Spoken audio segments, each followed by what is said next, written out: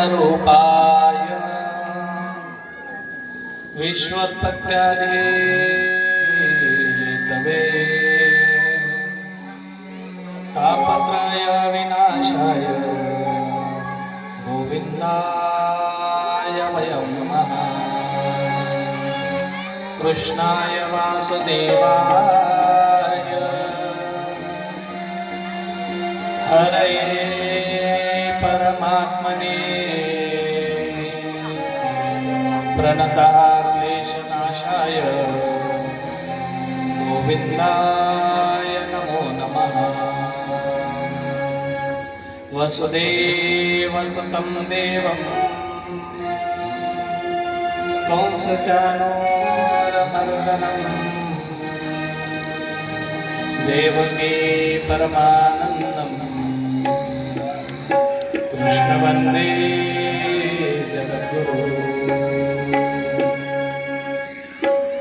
कस्तूरितिलकं ललाटपटले वक्षस्थले कौस्तुभं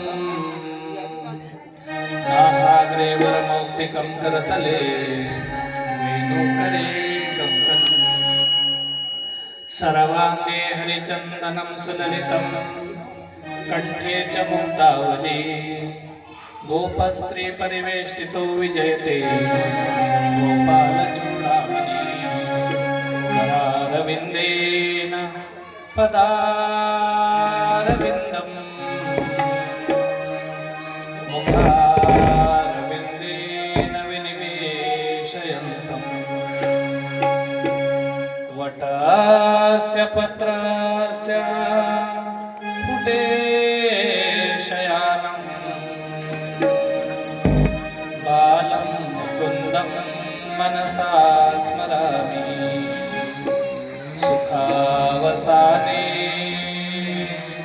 त्विदमेव सारम् दुःखावसाने त्विदमेव गेयम्। देहावसाने त्विदमेव जाप्यम्। गोविन्द दामोदर माधवेति। सर्वांनी हात वर करायचे। माता यशोदा हरि को पुकारे जागो उठो मोहन नैन खोलो। द्वारे खड़ी गोप बुला रही है। द्वारे खड़ी गोप बुला रही है। गोविंद दामोदर माधवेति। गोविंद दामोदर माधवेति। गोविंद दामोदर माधवेति।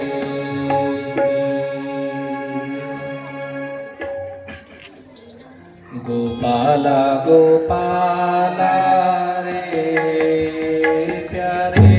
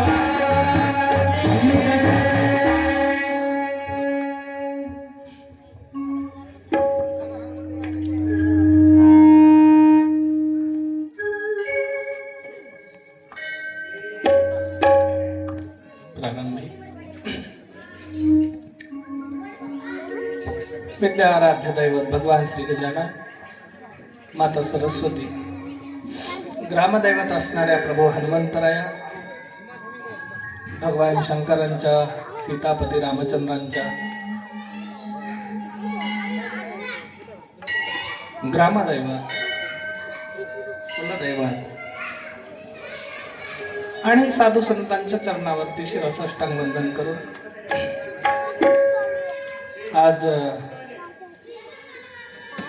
अखंड हरिनाम सप्ताह, श्रीमद भागवत कथा, ग्रंथराज ज्ञानेश्वरी पारायण सोहळा, काकडा असेल, गाथा भजन असेल, दुपारच्या वेळेची कथा, संध्याकाळी हरिकीर्तन, जागर भजन, एकंदरीत आज आपल्या या प्रभू परमात्म्याच्या नामस्मरणाचा, हरिनामाचा, अखंड उद्घोषाचा त्या ठिकाणी सप्ताह प्रारंभ झाला. सुंदर पद्धतीनं मनोरम्य असणाऱ्या ठिकाणावरती वृक्षांच्या छायेखाली प्रभू हनुमंतरायाच्या दरबारामध्ये आणि या सुंदर अशा छोट्याशा सालापूर नगरीमध्ये आपण या भागवत कथेला आज प्रारंभ करत आहोत. मला आपल्या मुंजाजी बापूंकडनं आणि आपली जी 2-4 मंडळी आहेत कमिटीची, सर्वांकडनं त्या ठिकाणी सांगण्यात आलं होतं, बापू आमच्या इथं तुम्हाला भागवत कथेला यायचं. आणि योगायोग हा की पंढरपूरच्या वारीला आम्ही संत नागोराव बापूंच्या दिंडीमध्ये जाणं, तिथं तुम्हा सर्वांची भेट होणं आणि भेटीच्या नंतर एकमेकांसोबत बोलणं, चालणं, विचारांची देवाणघेवाण, साधू संतांच्या मार्गावरती चालत असताना संतांचे विचार जिथं जिथं वाटल्या जातात तिथं तिथं सर्वजण त्या ठिकाणी एकमेकांना बांधील होतात. आणि अगोदरही थोडीशी भोगावच्या नगरीपासून आमची मुंजाजी बापू सोबत ओळख, त्यात मग त्यांची इच्छा होती गावातल्या मंडळींच्या हस्ते त्या ठिकाणी आपण बापूला बोलवायचं, आणि गावातल्या मंडळींनी होकार दिला आणि या कथेसाठी त्या ठिकाणी पाचारण करण्यात आलं. निरंतर प्रतिवर्षी चालत आलेला हा अखंड हरिनाम सप्ताह कितवं वर्ष आहे? 17. वा, जवळपास 1.5 ते 12 वर्ष आणि 6 वर्षाचं तप पूर्ण करून त्या ठिकाणी 17व्या वर्षामध्ये तुम्ही त्या ठिकाणी पदार्पण करत आहात. गाव चांगलं आहे, गावातली माणसे चांगली आहेत, फक्त लेकरं थोडेसे अवकाळी दिसायले. आता ते लेकरायला अवकाळी म्हणून घ्यायचं की चांगलं म्हणून घ्यायचं ते तुमचं तुम्ही ठरवा रे बारकेले प्रभू. कथेच्या मंडपामध्ये उड्या मारायच्या नसतात, उड्या मारायच्या असतात हरिपाठात, कीर्तनात, भजनात. कथा चालू असताना इथं कुस्त्या, कबड्डी, एकमेकाला शिवाशिव खेळायची नसते. आणि भगवान परमात्म्याचं नामस्मरण ज्या ठिकाणावरती चालतं तिथं मजा मस्ती नाही तर आनंद घ्यायचा असतो. सुरुवातीला आल्याच्या नंतर मला वाटलं आपण नेमकी कथा सांगायची कोणाला, 4 लेकरं इथं कुस्ती खेळायला माणूस एकही दिसत. नंतर हळूहळू आजचा प्रथम दिवस आहे. मुंजाजी बापूंना सांगितलं की बापू कालच आमच्या इथले एक सद्गृहस्थ त्या ठिकाणी निधन पावले आणि सगळ्या गावामध्ये त्या ठिकाणी सगळ्यांसोबत अति सौहार्दानं राहणारं व्यक्तिमत्व होतं, पण काळाच्या पडद्याआड गेलं आणि त्याच्यामुळे थोडंसं आम्ही सगळे गावकरी मंडळी दुःखात होतो आणि त्याच्यातनं मग हे नियोजन लावायला थोडासा वेळ मागं पुढे झाला. खरं तर आपली कथा 1 वाजता सुरू होणार होती आणि 4 वाजता समाप्त होणार होती, पण कथेच्या सुरुवातीसाठी वेळ झाला आणि वेळ झाल्या कारणानं आजची कथा आपली अल्पशा वेळेमध्ये त्या ठिकाणी होणार आहे. फक्त आता काही सूचना आहेत सर्वांसाठी का ज्या वेळेला आपल्या इथं भजन सुरू होईल, या कथा मंडपामध्ये ज्या वेळेला भजनाला प्रारंभ होईल, ही कलाकार गुणीजन मंडळी या ठिकाणावरती व्यासपीठावरती येऊन बसतील, भजन सुरू करतील. त्यावेळेला सर्व गावकरी मंडळींनी आपापल्या मंडपामध्ये येऊन स्थानापन्न व्हायचं. का? कारण कथा ही अर्धवट ऐकायची नसते, कथा ही पूर्ण ऐकायची असते आणि पूर्ण कथा ही भजनासहित असते, देवाच्या नामस्मरणासहित, जयघोषासहित असते. त्याच्यामुळं सर्वांनी सुरुवातीपासून शेवटपर्यंत कथेमध्ये बसत राहा. 1 ते 4 या दरम्यान आपल्याला कथा घ्यायची आहे. मी तर विश्रांती घेत नसतो कथेमध्ये, पण इकडच्या परिसरात काही काही ठिकाणी लोक विश्रांती द्या म्हणतात. मग आपल्या आपल्या सवडीप्रमाणे आपण कंटिन्यू कथा घेऊया. जर तुम्हाला तसं काही वाटलं तर मला सूचना देत चला. आज देवाच्या कृपेनं आपण या कथेच्या मंडपामध्ये विराजमान आहोत. जी कथा आपण लावली ना आज, त्या कथेला श्रीमद भागवत कथा म्हणतात. श्रीमद म्हणजे श्री म्हणजे ईश्वर, श्री म्हणजे लक्ष्मी, श्री म्हणजे परमेश्वर आणि मत म्हणजे त्या देवाचा विचार, देवाचं मत आहे श्रीमद. भागवत म्हणजे भगवंताचा पुराण, देवाची लीला सांगणारं, देवाचं चरित्र सांगणारं, देवाचं नामस्मरण देणारं. आणि मग या नामस्मरणाचं श्रवण करण्यासाठी तुम्ही आम्ही जमलोत, इथं मनोरंजनासाठी नाही जमाय महाराजाकडे. आणि मग देवाचं नामस्मरण करत असताना मनुष्यानं त्या ठिकाणी प्रामाणिकपणानं, इमानदारीनं देवाचं नामस्मरण केलं पाहिजे. गंगेला जावं आणि गंगेचं स्नान करून यावं. मनुष्याला पवित्र झाल्याची अनुभूती येते, पवित्र झाल्याचा भास होतो. आणि मी माझी जी काही चुकीची पाप कर्म त्या ठिकाणी झाली असतील तर ती मी धुवून टाकली आज गंगेला, आणि मी आता पवित्र झालो. म्हणजे पुढचे पाप करायला मोकळं का? नाही. आता मी गंगेत शुद्ध होऊन आलो, आता मला चांगलं मार्गक्रमण करायचं आहे, चांगल्या रस्त्यानं चालायचं आहे, चांगलं बोलायचं आहे, चांगलं वागायचं आहे. ह्या पद्धतीचं त्या ठिकाणी तुमचा आमचा विचार असला पाहिजे. आणि मग त्याच पद्धतीची ही एक गंगा आहे, ही 7 दिवसाची नाहून मनुष्याला त्या ठिकाणी नाहू घालणारी, देवाच्या आशीर्वादाने, कृपेने, कृपेच्या प्रवाहाने त्या ठिकाणी नाहू घालणारी ही गंगा आहे. आणि या गंगेच्या प्रवाहामध्ये मनुष्यानं निरंतर त्या ठिकाणी पवित्र झालं पाहिजे. तरणतारिणी, भवभयहारिणी, पाप विनाशिनी, मोक्षदायिनी असणारी ही गंगा. आणि या भागवत गंगेमध्ये तुम्ही आम्ही आज त्या ठिकाणी प्रवेश करत आहोत. प्रथम दिवस हा त्या ठिकाणी कुठलाही एखादा सप्ताह केला, एखादं कार्य केलं, एखादी अनुष्ठानाची, एखादी व्रताची त्या ठिकाणी योजना केली तर आपल्याला त्याच्यासाठी अगोदर त्याचं महत्व कळावं लागतं. आणि महत्व कळायचं असेल तर त्या त्या गोष्टीचं महात्म्य मनुष्याला समजणं फार गरजेचं असतं. सप्ताह ठेवला हो खरा, पण सप्त्यातून गावाला काय फायदा असा प्रश्न काही जणांच्या मनात उद्भवतो.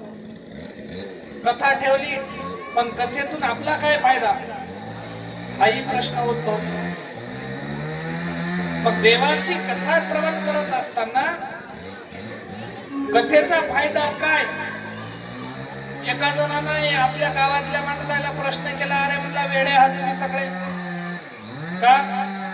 कारण दरवर्षीच तुम्ही सप्ताह करता, आता 17 वर्ष सप्ताह म्हणजे मला वाटायला सुरुपासून भागवत कथा असते, सुरुवातीच्या वर्षापासून. मग 17 वर्षापासून कथा तुम्ही ऐकली, मग 17 वर्षापासून चालत आलेल्या कथेतनं किती जणांना अनुभूती आली? हात वर करा बरं. आता आम्ही मुक्त झालो, आम्हाला आता कशाची आशा राहिली नाही, आम्ही पवित्र झालो, आमच्या हातून चुकीचं काम झालं नाही, आमच्याकडनं पाप झालं नाही, असं किती किती जणांना वाटतं सांगा बरं? नाही सांगता येणार. का? कारण मनुष्याची जात ही अज्ञानी आहे. अध्यात्म त्याला पूर्ण स्वरूपानं आणि शुद्ध अध्यात्म कळत नाही. मग कळायचं असेल तर त्याला संतांच्या सानिध्यात जावं लागतं. साधू संत महात्म्यांची तपस्व्यांची भेट घ्यावी लागते. संत समागम धरा. या कशासाठी धरा? या जीवाला ज्ञानाची दशा प्राप्त झाली पाहिजे, अज्ञान दशा याची निवृत्त झाली पाहिजे, अज्ञान गेलं पाहिजे. मग एकाने प्रश्न केला गावच्या मंडळीला, काय येडे म्हणला तुम्ही दरवर्षी सप्ताह करता, काय फायदा झाला मी गावाला? एका लेकरानं आपल्या आज्याला विचारलं. बापू म्हणला, आजोबा तुम्ही देवदेव करता, मी देवदेव करतो. तुम्ही देवाचं नाव घेता, मीही देवाचं नाव घेतो. आनंद वाटला, कसे का घेईना? तिथं लेकरं पारायणाला विना घेऊन उभे राहिले महाराज. रोज लेकरं खातं का पारायण? ते टाइमपास मध्ये घेतलाय. हा, एका विण्याचे 4-5 करतील.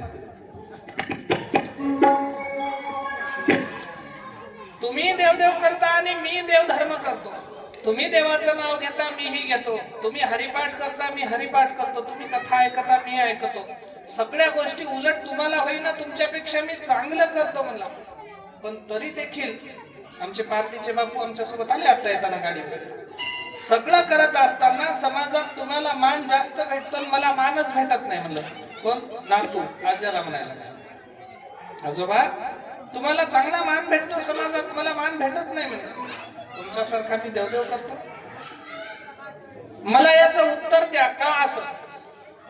त्यावेळेला आजोबा म्हणले, सांगतो, पण अगोदर काय कर, आपल्या आतल्या घरामध्ये काय कर, ती काय कोळशानं भरलेली दुर्डी आहे म्हणजे, दुर्डी, वेळूची दुर्डी राहते ना, माहिती ना?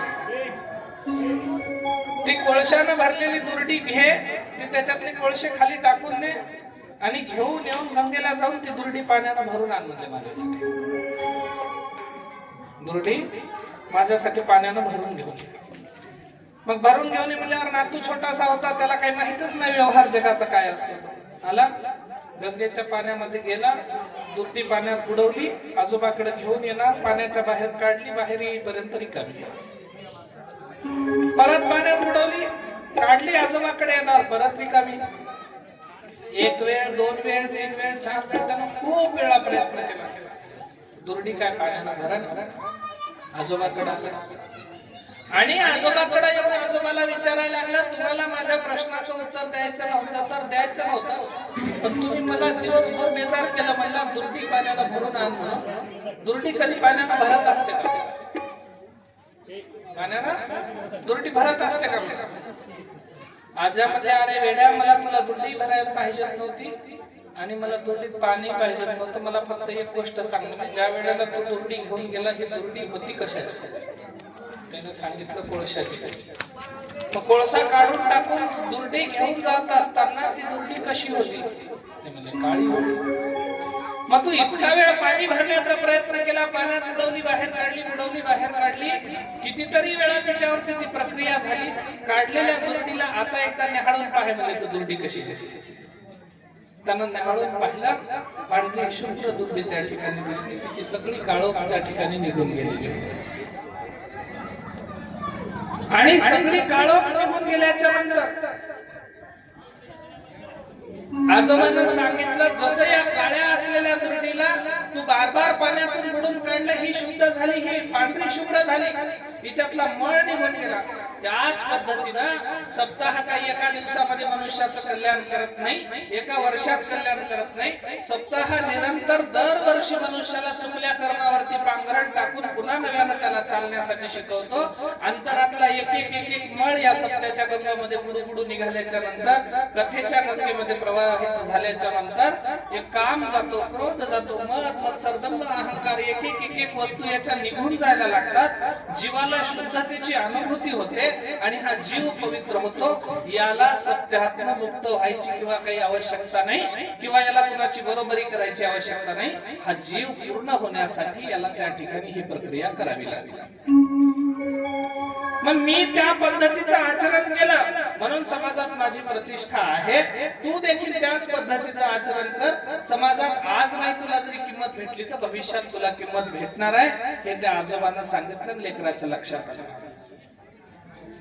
मग तुम्हाला आम्हाला सुद्धा ही गोष्ट लक्षात आली पाहिजे.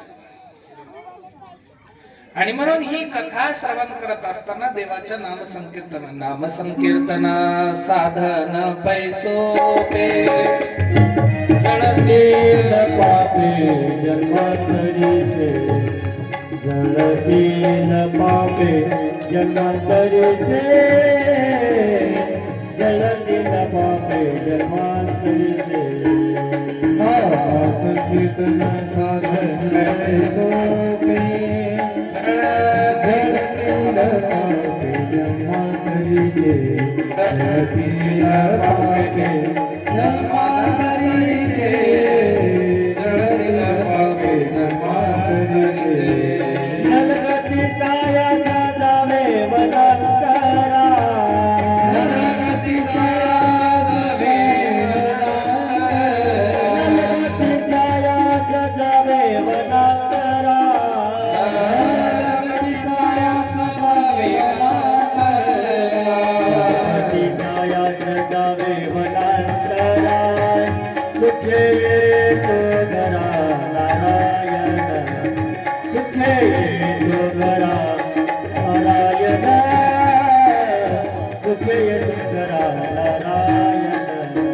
नरगतीचा या जावे वनांतरा, सुखे तो घरा नारायण, सुखे तो घरा नारायण, सुखे तो घरा नारायण. नाम संकीर्तन साधन पैसोपे जळतील पापे जन्मांतरीचे. का? कारण देवाच्या गंगेमध्ये प्रवाहित होण्यासाठी इथं कुठली विधी नाही, इथं कुठलं कर्मकांड नाही. देव प्राप्त करून घेण्यासाठी कुठलीच काही प्रक्रिया करावी लागत नाही. साधी आणि सोपी प्रक्रिया संतांनी दिली, ती फक्त नामस्मरणाची. म्हणून मग नामाचं स्मरण करत राहा म्हणावं. आजोबांनी सांगितल्या पद्धतीनं लेकरांना ऐकलं, लेकरू हळूहळू मोठं झालं, त्याचा परमार्थ फळाला आला. मग कथा श्रवण करत असताना तुम्ही सुद्धा ही सांगणारी संत मंडळी तुम्हाला आम्हाला आमच्या आजोबांसारखी, आमच्या वडिलांसारखी आहे. माझ्या वडिलांची मिरासी गादेवा, ही संतांनी सांगितलेली ही वस्तू आम्हाला आमच्या वाडवडिलांसारखी आहे. आणि त्यांनी सांगितलं कशासाठी? तर तुम्हाला आम्हाला पवित्र होण्यासाठी. मग एका दिवसात जर एखाद्या वस्तूचं फळ भेटावं म्हणत असाल तर भेटत नाही महाराज. कितीतरी वर्ष तपश्चर्या हिमालयात जाऊन काही साधूंनी तपश्चर्या केली देव भेटावं म्हणून, त्यांना देव भेटला नाही. मग तुम्हाला आम्हाला सहज शक्य आहे? असा नाही भेटणार. मग भेटणार कसा? दृढ निश्चयाने नामस्मरण करावं लागतं. देवाचं नामस्मरण करत असताना मनामध्ये शंका कुशंका भय आदी व्याधींची चिंता कुठल्याच पद्धतीची साशंकता नसताना निश्चिंत होऊन केलेल्या परमात्म्याचं भजन हे तुमच्या आमच्यासाठी पूरक ठरतं. भावे गावे गीत भावे गावे गीत भावे गावे गीत भावे गावे गीत भावे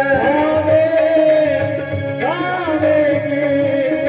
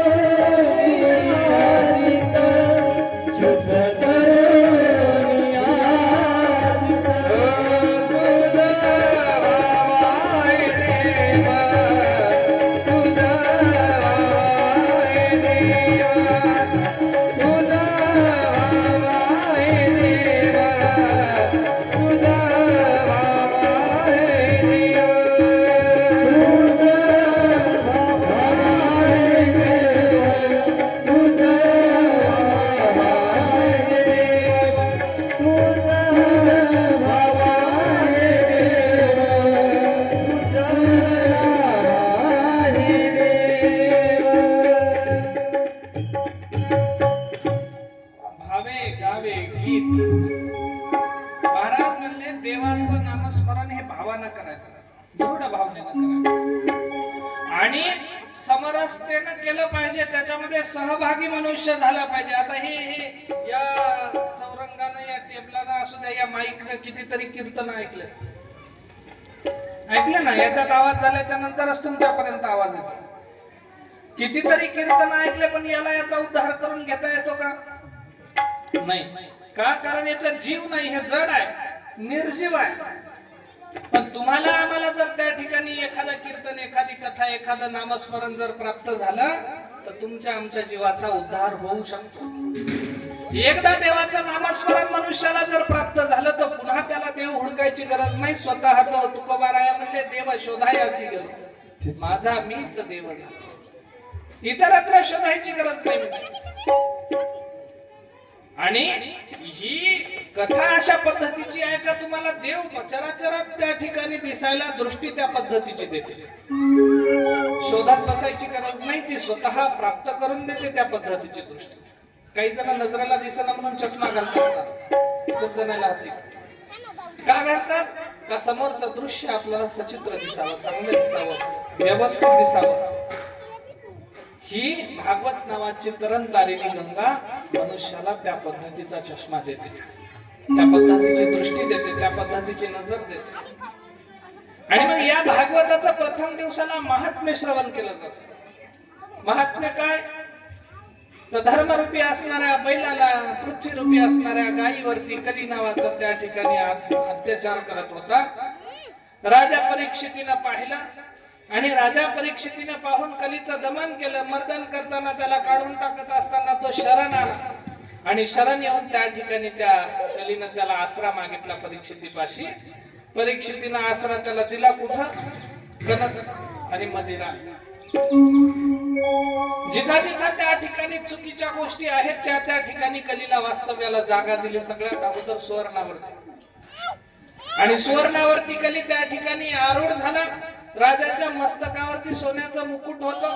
मुकुट असलेल्या सोन्याच्या मुकुटावरती कली त्या ठिकाणी आरूढ झाला. राजाचं डोकं फिरलं. राजाने एका ऋषीचा अपमान केला. केलेल्या अपमानाच्या बदल्यात त्याला शाप भेटला आणि शाप होता की ज्यानं पुन्हा या ऋषीचा अपमान केला तो 7 दिवसामध्ये तक्षक नावाच्या दंशानं मरण पावेल.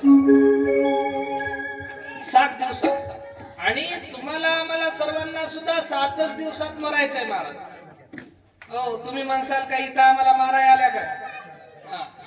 सोमवार, मंगळवार, बुधवार, गुरुवार, शुक्रवार, शनिवार आणि रविवार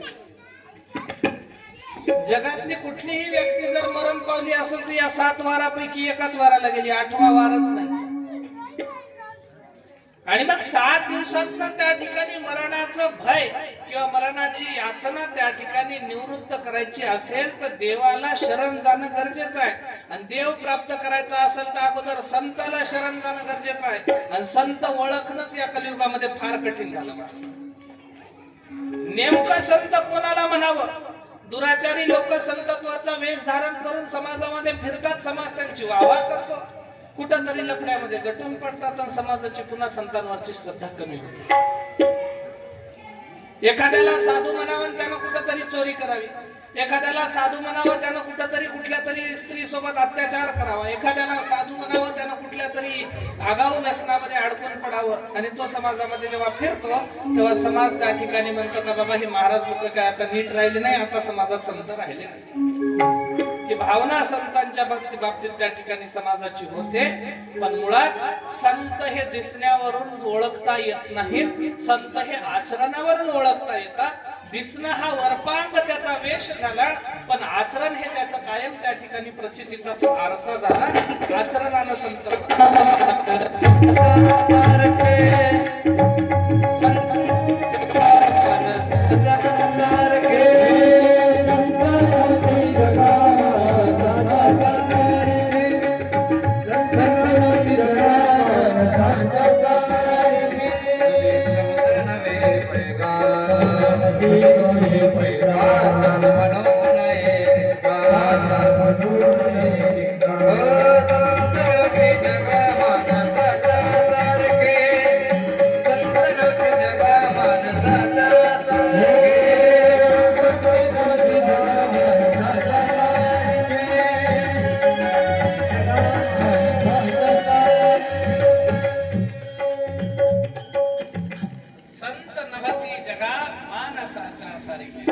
ओळखायचे कसे फार कठीण आहे.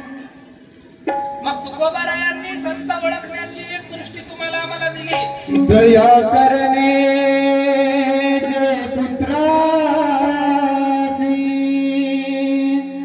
त्याची दासाने दासी जशी अपंगिता नाही त्यासी धरी जो जे रंगले गागले त्यासी म्हणे जो बोले जे रंगले गागले त्यासी म्हणे जो बोले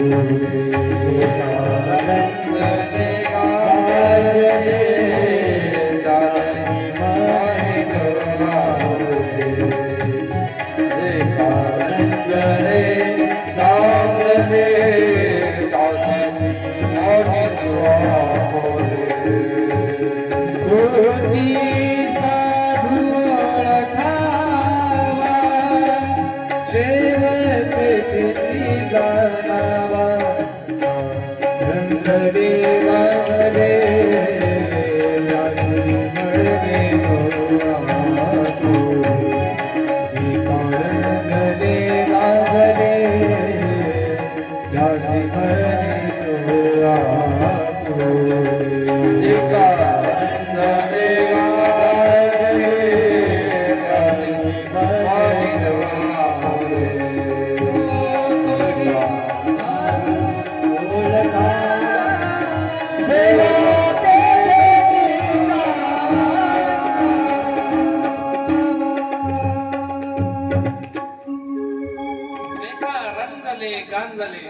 कसे म्हणे जो आपुले देव तोची जाणावा साधू तोची ओळखावा. रंजल्या गांजल्यांना आपल्या जवळ धरणारा, त्याला पोटाशी लावणारा, त्याची नड काढणारा, त्याच्या प्रत्येक सुखादुःखात सहभागी होणाऱ्याला संत म्हणतात. पुढे फार मोठं लक्षण सांगितलं. दया करणे जे पुत्रासी, आपल्या लेकरावरती जितकं ममत्व आहे त्याची दासा आणि दासी, आपल्या सानिध्यात राहणाऱ्या प्रत्येकाला तितकीच ममता लावणारा जो असतो ना त्याला संत म्हणतात. मग असा संत ओळखायचा, अशाच आचरण आपल्याला पटलं, समजलं महाराज काही लागत नाही मला संत ओळखायसाठी, वेगळी दृष्टी प्राप्त करायची काही गरज नाही. आणि तुम्ही जर चराचराला त्या ठिकाणी संत म्हणून समजायचं असेल तर अगोदर तुम्ही संत बनण्याचा प्रयत्न करा. तुम्ही म्हणसाल मग काय घरदार सोडून महाराज हो का? महाराज होणं वेगळी प्रक्रिया आहे आणि संत होणं वेगळी प्रक्रिया आहे. प्रपंचातले सुंदर अशा पद्धतीचे सदाचाराचे मुनी तुम्ही बनू शकता आणि प्रपंच साधत साधत परमार्थाची पराकाष्ठा त्या ठिकाणी तुम्हाला गाठता येते. इतकं आचरण सुंदर तुम्ही तुमच्या प्रपंचामध्ये करा आणि तेव्हा कुठं तुमच्या जीवाला मुक्ती प्राप्त होईल. आणि ती मुक्ती प्राप्त करण्यासाठी सहाय्यता देणारी ही भगवान परमात्म्याची कथा आहे आणि हिचं अनन्यसाधारण अशा पद्धतीचं महत्व आहे. राजा परीक्षितीला शाप भेटला आणि राजा परीक्षितीला शाप भेटल्याच्या नंतर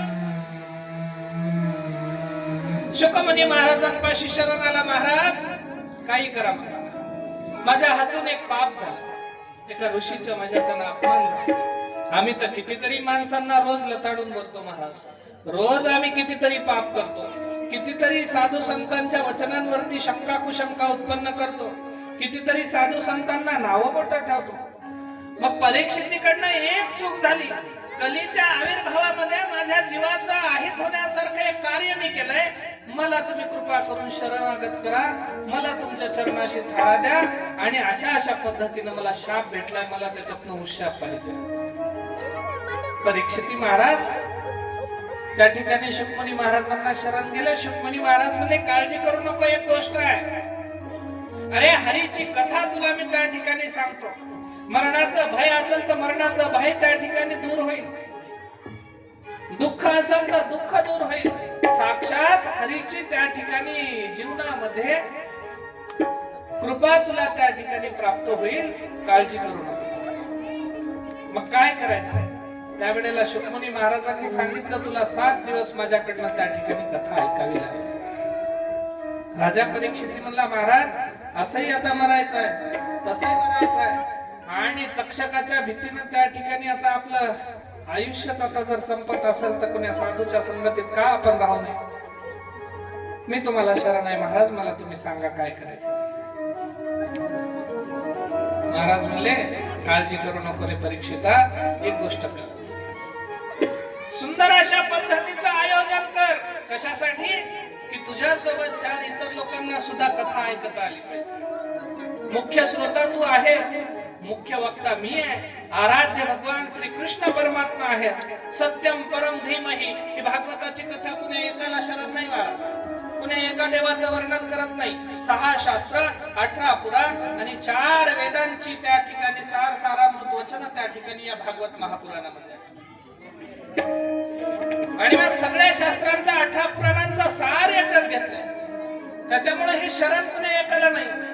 मग याची शरणागती नेमकी आहे कुणाला? हा ग्रंथ समर्पित कुणाला आहे? सत्यम परम धीमहि, जे या जगाचं सत्य आहे, जे या जगाचं साच आहे, जे या जगाचं खरं आहे, त्या खऱ्याला म्हणजे भगवान श्री हरींना त्या ठिकाणी शरण असलेलं ग्रंथ आहे पुराण. मग परीक्षेतीला मोठं आयोजन केलं, सगळ्यांची लगबग सुरू झाली आणि लगबग सुरू झाल्याच्या नंतर देवी दैवत सुद्धा त्या ठिकाणी स्वर्गीचे अमर लोक त्या ठिकाणावरती आले. आणि या अमरपुरीच्या लोकांना एक गोष्ट कळाली का बाबा, ही जी परीक्षितीला सांगणारी शुकमुनी महाराजांची कथा आहे ती अमर कथा आहे आणि आपण तर अमृत अगोदरच अमर झालेलो आहोत. पण या कथेचं जर रसपान आपल्याला भेटलं तर निश्चित पद्धतीने हरीच्या नामामध्ये आपली कितीतरी कीर्ती होईल. म्हणून आपण काय करावं?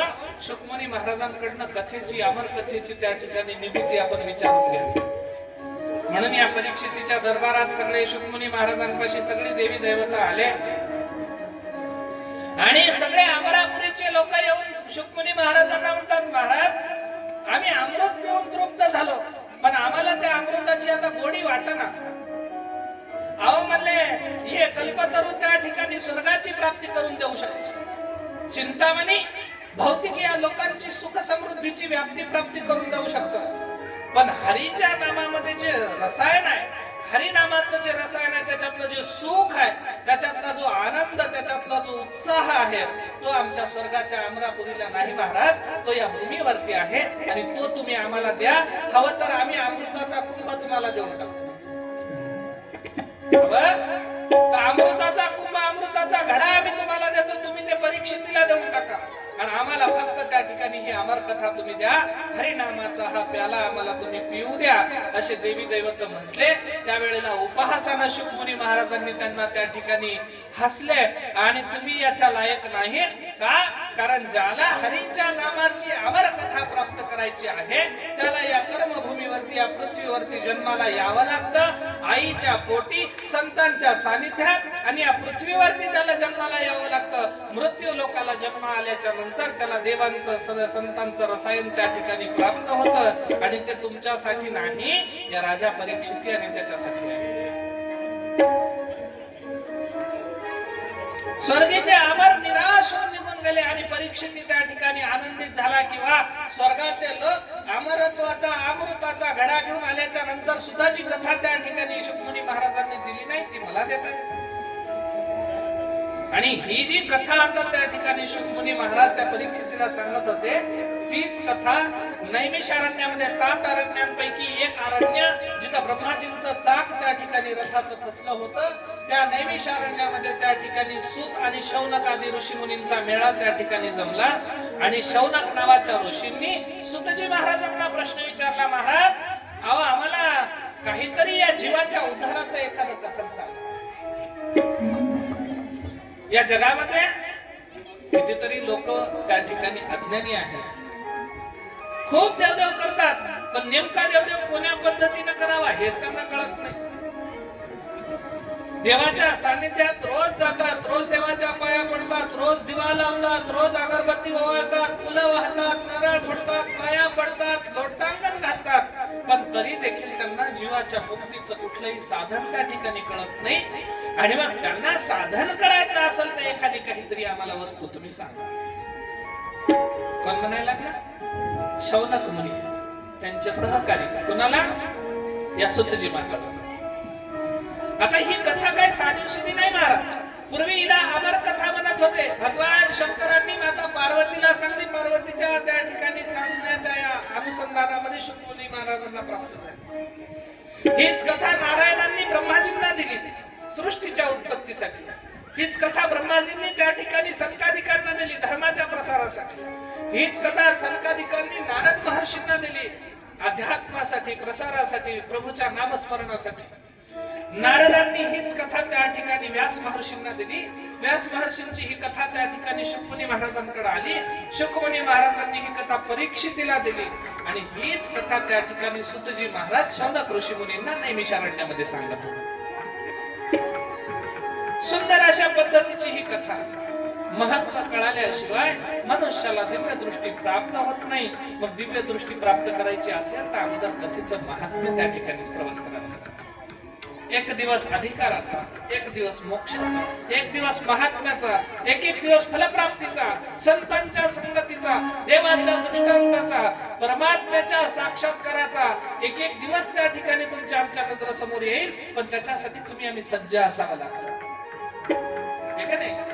एखाद्या जागी जर आम्हाला जायचं असेल किंवा एखाद्या टच भरलेल्या अलमारीमध्ये भरपूरशे कपडे भरून ठेवलेत आपण, पण सगळे भरलेल्या कपड्यांमध्ये नवीन त्या ठिकाणी कपड्याचा बस्ता आपल्याला मधात ठेवायचा असेल तर अगोदर मागचे कपडे सगळे रिकामे करावे लागतात. अलमारीमध्ये जागा करावी लागते. त्यावेळेला नवीन आपण त्याच्यात भरू शकतो.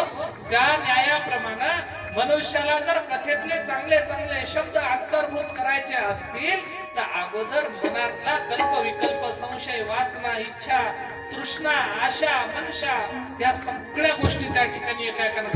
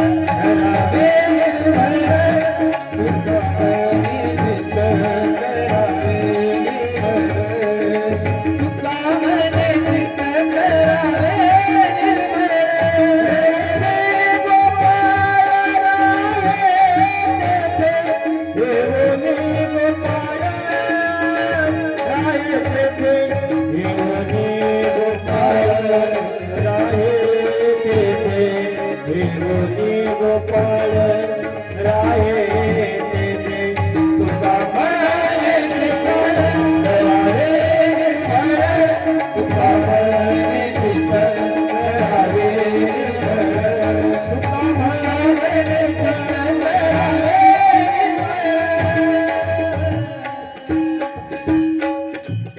तुका म्हणे चित्त करावे निर्मळ.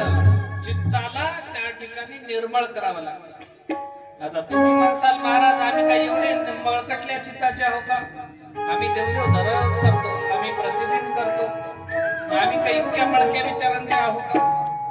पण सांगण्याचा उद्देश माणसाच्या मनामध्ये संकल्प विकल्पांचे निरंतर तरंग उठत असतात आणि निरंतर तरंग ज्या ठिकाणी उठतात त्या मनाला त्या ठिकाणी एकसंध ठेवण्यासाठी, त्या मनाला आपल्या नियंत्रणामध्ये ठेवण्यासाठी आणि त्या मनाला सुंदर पद्धतीने प्रभूच्या भक्तीमध्ये तल्लीन करण्यासाठी आम्हाला याच्यासाठी संतांच्या विचारांची सतत आंघोळ करावी लागते. आता हे एवढा मंडप सजवला, हे स्टेज सजवलं, आजचा आता पहिला दिवस आहे. आमच्या मायमावल्या बऱ्याच त्या ठिकाणी इथं जमल्या, पण उद्याच्याला मला इथं छान छान पैकी तुम्ही असं सुंदर फुलांची सजावट करत जा. आपल्या गावात कथा आहे, आपल्या गावात सप्ताह आहे, याचा अर्थ माणसं करतील, कोणीतरी कमिटीचे करतील, मग आपल्याला आई निळाला महाराज हाका मारील आणि मग आपण जाऊन बसू, असं जर समजत असाल तर तुमचा सप्ताह काही कामाचा नाही. अगोदर त्या त्या गावच्या महिला तिथे येऊन उपस्थित झाल्या पाहिजे आणि कमिटीच्या लोकांना तुम्ही विचारलं पाहिजे की आमच्या हिश्श्याला काही काम आहे का, कोणतं सडा संमार्जन करायचं आहे का, कुठं पाणी शिंपडायचं आहे का, कुठं तुम्हाला मंडपामध्ये सजावट करून द्यायची आहे का? नाही, ते काही देणं घेणं नाही. भंडाऱ्याची पंगत झाली का म्हणलं की मग बरं वाटतं. माणसंच बसलेत नाही जेवायला, बायाला कवा बोलित होती ते मात्र लक्षात राहत. इथं येऊन इथली प्रत्येक काय सुसज्जता, नीट नेटकेपणा, या व्यासपीठावरती महाराज येण्याच्या अगोदर महाराजांच्या आसनाला कशा पद्धतीने आपण सुशोभित केलं पाहिजे, आपली बसणाऱ्यांची व्यवस्था कशी असली पाहिजे, आपल्या सोबत जे कथा ऐकायला काल आले होते ते आज आलेत का नाही, नाही आले तर काय अडचण आहे, या गोष्टीची सगळी देखरेख आपापसामध्ये सर्वांनी केली पाहिजे. चार चार माणसं यायचे, चार चार बाया यायच्या, कथा साजरी व्हायची. याला कथा म्हणत नसतात. कथा ही गुत्त म्हणून समजू नका. कथा ही तुमची जबाबदारी आहे आणि ती साधी सुधी नाही, नैतिक जबाबदारी आहे. हा सप्ताह निर्विघ्न पद्धतीने पार पडावा. हा सप्ताह, या सप्ताहातली कथा कमीत कमी आमच्या 100 लोकांमध्ये एक माणूस तरी या कथेला प्राप्त झाला पाहिजे, हरी त्याच्या अंतरात निरंतर उतरला पाहिजे. ही जबाबदारी तुमची आमची प्रत्येकाची. आणि मग त्याच्यासाठी सुसज्जता फार महत्वाची आहे. प्रत्येकानं येताना आरती घेऊन यायचा. आपल्या ताटामध्ये थोडस देवाच्यासाठी एखादा दिवा, देवासाठी 2 अगरबत्त्या, देवासाठी फुलं, देवासाठी पूजा करण्यासाठी काही ते गंधाक्षदा, ही पद्धत असते कथेला येण्याची. जसं काय आता गुत्याला निघालेत निंदायला शेतात हळदी कापायला, असं नसते. लेकरायला चांगलं चांगलं सांगा, बाबा तू अख्खा दिवसभर कुठं तुला उन्हाळक्या करायच्या ते कर, पण कमीत कमी 3 घंटे मंडपामध्ये येऊन बस. का? कारण 3 घंट्याच्या कथेमध्ये, 2 घंट्याच्या कथेमध्ये आमच्या लेकराच्या कानामध्ये एखादं जर रसायन पटकन नामाचं पडलं, देवाच्या संगतीतलं, संतांच्या संगतीतलं एखादं साधन जर एखाद्या लेकराच्या कानावरती पडलं तर त्या लेकराचा उद्धार झाल्याशिवाय राहणार नाही महाराज. नाही, आम्हाला बोलवलं, चला आगाई आली का, पर्यागी आली का, शांती आली का, कोण बसलं का मंडपामध्ये, ती छाई आली का, सुमनीला बोलवा. काय महाराज, कथा ही महात्म्यानं, कथा ही आनंदानं, कथा ही परमेश्वराला समर्पण देऊन श्रवण करायची असते. इथं फुकट काहीच भेटत नाही. इथं तुम्हाला वाटत असेल का नाही, नाही आम्हाला सगळं आयतं, काहीच आयतं भेटत नाही महाराज. तुम्हाला बाई संसार करून म्हातारी झाली, तिच्या अंगात आता काम करायची ताकद नाही, तर 2 लेकरं घरची सुनबाई जवळ आणून ठेवते, याला सांभाळा, तर संध्याकाळची भाकर. काहीच नाही केलं तर बसल्या जागची कामं पाठीमागे लागतात, पण काम करावं लागतं. त्याच पद्धतीनं परमार्थ जर करायचा असेल तर परमार्थामध्ये समर्पण अगोदर देवाला द्यावं लागतं, त्याच्यानंतर कथा आमच्या अंतर्भूत होते, तेव्हा कुठं देवाची त्या ठिकाणी आमच्यावरती कृपा होते. कृपा सहज होत नाही,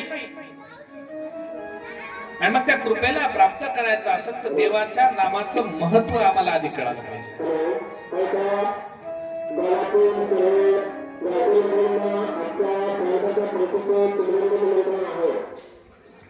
सर्वांनी सुंदर पद्धतीने देवाच्या नामस्मरणामध्ये राहायचं.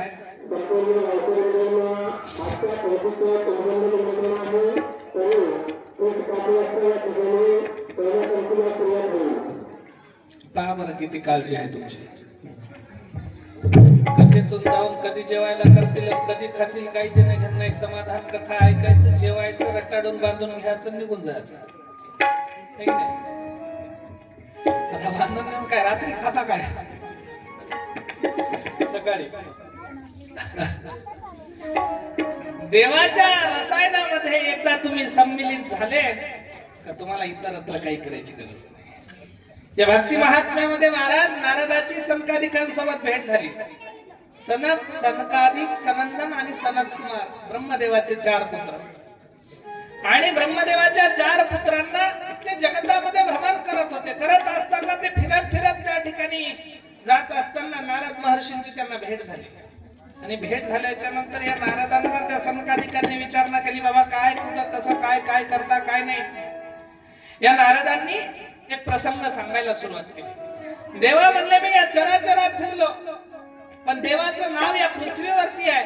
इथले लोक गुण्या गोविंदाने राहतात. कितीतरी जाती, कितीतरी पंथाचे, वेगवेगळ्या वर्णाचे, वेगवेगळ्या धर्माचे, वेगवेगळ्या संप्रदायाचे लोक या पृथ्वीवरती राहतात. पण इतके लोक राहताना सुद्धा किती गुण्या गोविंदाने राहतात, किती देवाला आपलंसं करण्याचा प्रयत्न करतात, हे मी या पृथ्वीवरती पाहिलं पाहिजे. इथं राजा आहे, इथं रंक आहेत, इथं श्रीमंत आहे, इथं गरीब आहे, पण देवाच्या समोर आल्याच्या नंतर सर्वांची श्रेणी सारखीच. देवा पुढे कोणी लहान नाही, कोणी मोठं नाही, कोणी श्रेष्ठ नाही, कोणी ज्येष्ठ नाही, कोणी कनिष्ठ नाही, कुणीच नाही लहान मोठं, सगळे त्या ठिकाणी समसमान आहेत. कारण समसमान दृष्टी असलेला तो विटेवरचा देवच त्या पद्धतीचा आहे. समचरण दृष्टी विटेवरी साजिली, तेथे माझी हरी वृद्धी राव. देव त्या पद्धतीचा इथल्या लोकांनी तयार केला. त्याला आळवलं, त्याला बोलवलं. मग या नारदांनी सांगायला सुरुवात केली. देवा म्हणले, कलीचा घोर त्या ठिकाणी प्रभाव पडलेला असताना मी सगळे क्षेत्र त्या ठिकाणी फिरत होतो. फिरत असताना मी यमुना तटावरती गेलो. आणि यमुना तटावरती गेल्याच्या नंतर तिथं एक त्या ठिकाणी स्त्री, तारुण्यवती असणारी स्त्री त्या ठिकाणी तिथं बसलेली होती. तिच्या मांडीवरती तिचे 2 लेकरं होते, पण लेकरं म्हातारे झाले होते. हो, लेकरं म्हातारे झाले होते, वृद्धत्वाला प्राप्त झालेले 2 लेकरं. आणि आई त्या ठिकाणी तारुण्यवती दिसायला लागली, नवतरुण आहे, लेकरं म्हातारे आहेत. शेजारी काही आया बाया बसलेल्या आहेत आणि त्या रडायला लागल्या. रडताना, दुःख व्यक्त करताना त्या बाईला, त्या स्त्रीला त्या ठिकाणी वारं घालायला लागल्या. आणि सगळे दुःखाच्या वातावरणात असताना त्या ठिकाणावरती मी गेलो, असं नारद सांगायला लागले सनकादिकांना. आणि मग सनकादिकांना सांगताना म्हणले, तिथं गेल्याच्या नंतर ती बाई जी होती तिचं नाव होतं म्हणले भक्ती. त्या भक्तीनं मला त्या ठिकाणी दर्शन घेतलं. हे नारद महाराज, तुम्ही या ठिकाणावरती आले, मी पवित्र झाले, मी धन्य झाले. आणि तुमच्या दर्शनाला मला त्या ठिकाणी आता धन्यता झाली, पण माझ्या मनामध्ये नैराश्य आहे, माझ्या मनात दुःख आहे. नारद महर्षींनी विचारलं, काय ग माय, कशाचं दुःख आहे तुला? तिनं सांगितलं, देवा मी भक्ती आहे, आणि हे ज्ञान आणि वैराग्य नावाचे 2 माझे मुलं आहेत, हे वृद्ध झाले. माझे 2 मुलं, आम्ही जेव्हा फिरत होतो तेव्हा भक्ती म्हणते, माझा जन्म द्रविड देशामध्ये झाला. मी द्रविड देशामध्ये जन्माला आले. त्याच्यानंतर मी या काय म्हणतात कर्नाटकामध्ये मी वाढलेली आहे, कन्नड देशामध्ये. त्याच्यानंतर या महाराष्ट्र भूमीमध्ये मला मान सन्मान मिळाला. पण जेव्हा मी गुजरातच्या प्रांतामध्ये त्या ठिकाणी गेली, प्रभास पाट नक्षत्राच्या त्या क्षेत्रामध्ये जेव्हा मी गेली, त्यावेळेला मला वृद्धत्वानं घेरलं. मी आणि माझे 2 मुलं सगळे आम्ही म्हातारे झालो खरे, पण त्यानंतर मी जेव्हा या जगतामध्ये सगळे तीर्थ फिरत होती तेव्हा मी या वृंदावनामध्ये इथं आली म्हणजे यमुना तटाला. आणि मी इथं आल्याच्या नंतर माझं तेज मला पुन्हा प्राप्त झालं. मी नवतरुण झाले, पण माझे 2 लेकरं जे आहेत ते लेकरं जशाला तसे आणखी नाही निद्रिस्त आहेत, वृद्ध अवस्थेमध्ये पडलेले. मग कृपा करून तुम्ही आम्हाला काहीतरी उपाय सांगा. नारदांनी विचारलं, ह्या स्त्रिया कोण आहेत? तिनं सांगितलं, ही गंगा, ही यमुना, ही सरस्वती, या ज्या सगळ्या नद्या आहेत या बसलेल्या त्या ठिकाणी या स्त्रिया माझ्या नद्या आहेत म्हणले सहकारी. मी भक्ती आहे, हे ज्ञान आहे, हे वैराग्य आहे. मग नारद म्हणले, काळजी करू नको.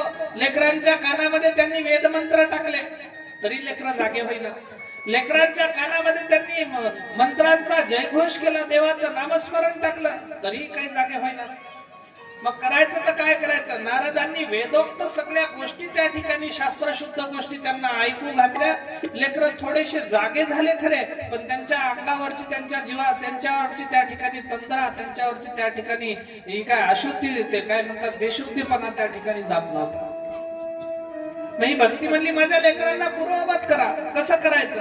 त्यावेळेला नारद सगळीकडे फिरत असताना मी इथं आलो आणि मला तुमची भेट झाली, काहीतरी मार्ग सांगा असं नारदांनी सांगितलं. संकादिकांनी हीच वार्ता त्या ठिकाणी सुतजी महाराज सांगायला लागले शौनकांना. आणि मग त्या संकादिकांनी नारदांना सांगितलं काय करा. तर हरिद्वार नावाच्या क्षेत्रामध्ये आनंद नावाचा घाट आहे. आनंद नावाच्या घाटावरती त्या ठिकाणी तुम्ही तिथं कथेचं आयोजन करा. आणि कथेचं आयोजन करून देवाचं नामस्मरण, देवाची हरिकथा, देवाची श्रीमद भागवत कथेचं आयोजन तुम्ही करा. त्या भक्ती ज्ञान वैराग्याला बोलून घ्या. सर्वांना त्या ठिकाणी आमंत्रण द्या. मोठा व सुंदर अशा पद्धतीचा घाटावरती आयोजन सोहळा ठेवा. या संकादिकांनी सांगितलं. नारदांनी सुंदर अशा पद्धतीचं आयोजन केलं. देशोदेशीचे ऋषीमुनी, तपस्वी, साधू, यती, जती, संत, संन्यासी सगळे त्या ठिकाणी त्या आनंद घाटावरती जमले. काही देवलोकीचे देव सुद्धा त्या ठिकाणी जमले. आणि देवाच्या नामस्मरणाचं मुख्य व्यासपीठावरती त्या ठिकाणी संकादिक बसलेले आहेत. नारदजी महाराज श्रोता झाले आणि आनंद अशा पद्धतीचा हल्लकल्लोळ देवाच्या नामस्मरणाचा झाला. कथा श्रवण करायला लागले. 1 दिवस, 2 दिवस, 3 दिवस तिथं भक्ती, ज्ञान आणि वैराग्य आले. आल्याच्या नंतर देवाच्या नामाची साधना त्यांच्या कानावरती पडले आणि देवाचं नामस्मरण त्यांच्या कानावरती पडून हरीची कथा त्यांच्या कानावरती जेव्हा पडली त्यावेळेला या ज्ञान आणि वैराग्याच्या अंगावरचं त्या ठिकाणी हे आळस निघून गेला. त्यांची निद्रा तंद्रा त्या ठिकाणी नाहीशी झाली आणि आनंदाने त्या ठिकाणी हरीच्या नामस्मरणामध्ये ते जयघोष त्या ठिकाणी त्या मंडपामध्ये करायला लागले. आनंदाने नाचायला लागले. भक्ती, ज्ञान आणि वैराग्याला श्रीमद भागवताच्या श्रवणानं पूर्ववत त्यांचं स्वरूप प्राप्त झालं. गोपाल कृष्ण भगवान जय. एकदा छान भजन घेऊया आणि आपली कथा पुढे घेऊया. श्री कृष्ण गोविंद हरे मुरारी, हे नाथ नारायण वासुदेवा. श्री कृष्ण गोविंद हरे मुरारी, हे नाथ नारायण वासुदेवा. कृष्ण गोविंद हरे मुरारी, हे नाथ नारायण वासुदेवा. कृष्ण गोविंद हरे मुरारी, हे नाथ नारायण वासुदेवा. कृष्ण गोविंद हरे मुरारी, हे नाथ नारायण वासुदेवा. श्री कृष्ण गोविंद हरे टाळी वाजवा, भजन करा, टाळी वाजवा, हे भजन करा. नाथ नारायण वासुदेवा. कृष्ण गोविंद हरे मुरारी, हे नाथ नारायण वासुदेवा. कृष्ण गोविंद हरे मुरारी, हे नाथ नारायण वासुदेवा. हे नाथ नारायण वासुदेवा, हे नाथ नारायण वासुदेवा.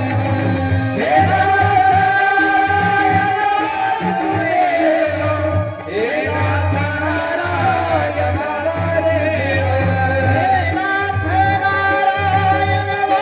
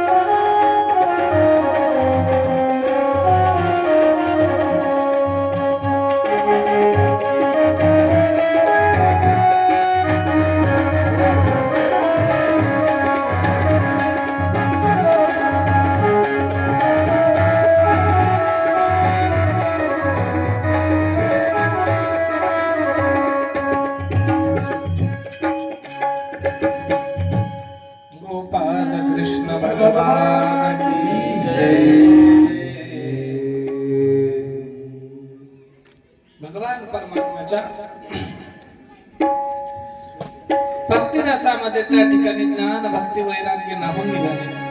तिघांनाही आपलं पूर्व रूप त्या ठिकाणी प्राप्त झालं.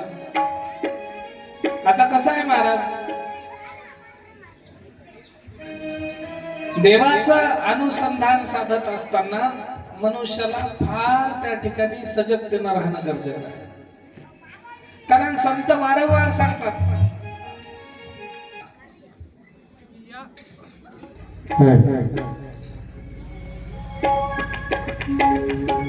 एकदा सर्वांनी भजन घ्या बरं छान. राजा राम राम राम सीता राम राम राजा राम राम राम सीता राम राम राजा राम राम राम सीता राम राम राजा राम राम राम सीता राम राम राजा राम राम राम सीता राम राम राम राजा राम राम राम सीता राम राम राम राम राम राम सीता राम राम राम राम राम राम सीता राम राम राम राजा राम राम राम सीता राम राम राम राम राम सीता राम राम राम राम राम सीता राम राम राम राजा राम राम राम सीता राम राम राम राजा राम राम राम सीता राम राम राम राजा राम राम राम सीता राम राम राम राम राम सीता राम राम राम राजा राम राम राम सीता राम राम राम जय राम राम राजा राम राम राम सीता राम राम राम राम राम सीता राम राम राजा राम राम राम सीता राम राम राम राम राम सीता राम राम राजा राम राम सीता राम राम राम राम सीता राम राम राजा राम राम सीता राम राम जय.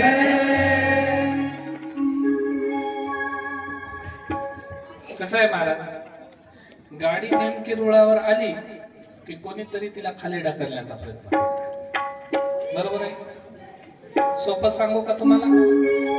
समजा आपण एखादी प्रगतीचं काही काम करायला, पुढे जाण्याचं एखादं काम आपण काही करायला, तर पुढे जाण्याचं एखादं काम करताना आपल्या शेजाऱ्याला बरं वाटते का?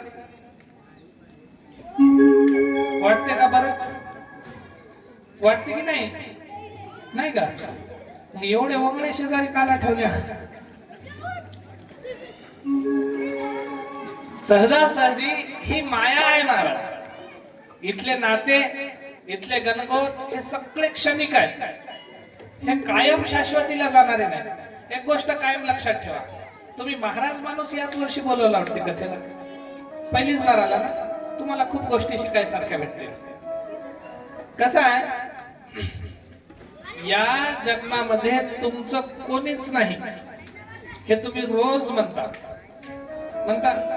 काही नवं माय, आपलं काही नाही, आपलं कोणी नवं, पोरग हिंग बायको आली की बिघडून गेलं की नाही? पैसा आला की माणसं बिघडून जातात, अधिकार आला की माणसं बिघडून जातात, योग्यता सिद्ध झाली की माणसं बिघडून जातात. आणि शेजारी प्रगती करायला लागला का शेजारी त्या ठिकाणी बिघडून जातात. जगामध्ये त्या ठिकाणी तुम्हाला खरं वाटलं किंवा खोटं वाटलं, कधी कधी क्वचित एखाद्या ठिकाणी आपला मुलगा पुढे चाललेला कधी कधी बापाला सुद्धा या काळामध्ये बरं वाटत, या काळात बरं वाटत झालं. आणि हा काही वरून आलेला गुण नाही, हा स्वभाव मनुष्याचा अशा पद्धतीचा झाला का माणसाला माणसाचं कोणालाच कोणाचं बरं दिसत. मग बरं पाहणारे नेमके कोण होत? या जगामध्ये मनुष्याच्या जातीला बरं पाहणारी एकच जात आहे, ती म्हणजे संतांची जात. संत, सद्गुरु आणि गुरु हेच मनुष्याला त्या ठिकाणी कायम त्याचं चांगलं व्हावं म्हणून प्रार्थना करतात. एखादा शिक्षक आहे, जातीला तो शिक्षक असतो, 50,000, 60,000, 70,000 रुपये त्याला महिनेवारी पगार असेल जास्ती. पण शिक्षक असणाऱ्या शिक्षकाला आपला विद्यार्थी कलेक्टर व्हावा, आपला विद्यार्थी डॉक्टर व्हावा, याला लाखो रुपये महिन्याला मानधन भेटावं, याला करोडो रुपयाचा फायदा व्हावा, ही कामना जे करणारे असतात त्यांना शिक्षक म्हणतात. त्याच पद्धतीने आपल्यापेक्षा जास्त मोठा व्हावा आपला विद्यार्थी हे वाटणारा जसं शिक्षकाला वाटतं, त्याच पद्धतीने आपल्याही पेक्षा आपल्या शिष्याचा उद्धार चांगल्या पद्धतीने झाला पाहिजे हे वाटणारे जगामध्ये गुरु असतात. आणि म्हणून गुरुच्या सानिध्यात, संतांच्या सानिध्यामध्ये जा. कशासाठी जा? कारण ते तुम्हाला त्याची माझे हित करती सगळं, त्याच्याशिवाय दुसरं तुम्हाला हित करणार कोणी नाही. तुम्ही जर म्हणत असाल मुलगा माझा आहे, नवरा माझा आहे, गणगोत माझे आहेत, भाऊ बहीण नातू पुत्र सखे सोयरे कोणीच येईना धावून, लपून खाती लोटून माती संगच जाती परतून. कोणी कोणाचं नाही महाराज, सगळे आशाश्वताचे लोक. मग तुम्हाला जर तुमचं हित करून घ्यायचं असलं, जीवाचं हित करून घ्यायचं असलं, तर जीवनामध्ये एक संत मनुष्याने आमच्या हिश्याला गुरु नावाचा असा जोडून घेतला पाहिजे का या जीवाला कधीही जरी भ्रांत उत्पन्न झाली, शंका कुशंका उत्पन्न झाली, तर त्याच्या जवळ गेल्याच्या नंतर या शंकेचं निरसन झालं पाहिजे. आता नेमके संत गुरु म्हणाव कोणाला, फार मोठा प्रश्न आहे महाराज आजच्याकडे. कारण शिष्याच्या खिशातलं धन हे आपल्या झोळीमध्ये कधी पडेल याची आशा धरणारा जो गुरु असतो, आशांची भरती जास्त झाली. आणि माझ्या सोबत माझ्या शिष्याला या भौतिक जगामध्ये जगत असताना भौतिकाचा तर व्यवहार त्याचा पूर्ण व्हावा, पण पारलौकिक क्षेत्रामध्ये सुद्धा त्याची उन्नती झाली पाहिजे, तो मुक्तीच्या वाटेने चालला पाहिजे, हे वाटणारे फार गुरु कमी झाले. तुकाराम महाराज म्हणले कलियुगी ऐसे संत झाले फार, इतभर पोटासाठी हिंडती दारोदार. अशी संतांची मंडळी सध्या तुमच्या आमच्या समोर. काल मी त्या इंस्टाग्राम वरती एक सुंदर पाहिले, एका लेकरानं 4-5 महाराज चालले होते आणि एक साधं ते पुडी खाऊन बसलं होतं रस्त्याच्या साईडला. त्यानं विचारलं, महाराज सोहम माझं नाव आहे आणि मी ब्रह्मपुरीला आलो, तर मला नेमका आता माझं सोहम या शब्दाची उकल करून सांगा. रस्त्यावरचा बसलेला माणूस आणि हे चालणारे स्वतःला विद्वान ज्ञानी समजणारी महाराज मंडळी, त्यांना जेव्हा प्रश्न विचारला गेला तेव्हा ते हे सांगतील ते सांगतील. सांगत होतो मला गाडीच निघाली, सांगत होतो मला हेच काम होतं, मला हेच काम होतं, म्हणून हळूहळू त्याच्यापासून कल्टी मारून निघून गेले. सांगण्याचा अर्थ महाराज, ज्ञानी विद्वान आणि संत हे दिसण्यावरून ओळखता येत नाहीत, ज्ञानी विद्वान आणि संत हे त्यांच्या असण्यावरून ओळखू येतात. त्याच्यामुळे असणारे संत ओळखा. त्या ठिकाणी आम्हाला संतांनी फार सुंदर सांगितलं, ऊस डोंगा परी रस हे डोंगा काय भुलला अशी वरली अर्थ. भला मोठा महाराज दिसायला पण ज्ञानाच्या बाबतीत शून्य आहे. महाराज दिसायला चांगला आहे, ज्ञानही भरपूर आहे, पण त्याचं आचरण शून्य आहे. वागायला तो नीट वागत नाही. तुकाराम महाराज म्हणले, ऐशे संत झाले कळी तोंडी तंबाखूची नळी, स्नान संध्या बुडविली वरती भांग ओढविली, भांग भुरका अवघे सोंग तेथे कैसा पांडुरंग. देव आहे का म्हणले अशाच्या जवळ. मग काय म्हणावं लोकाला, देव म्हणती भलत्याला. कुणाला म्हणावं, कुणाला संत म्हणावं. दंभ करे भक्ती भक्ती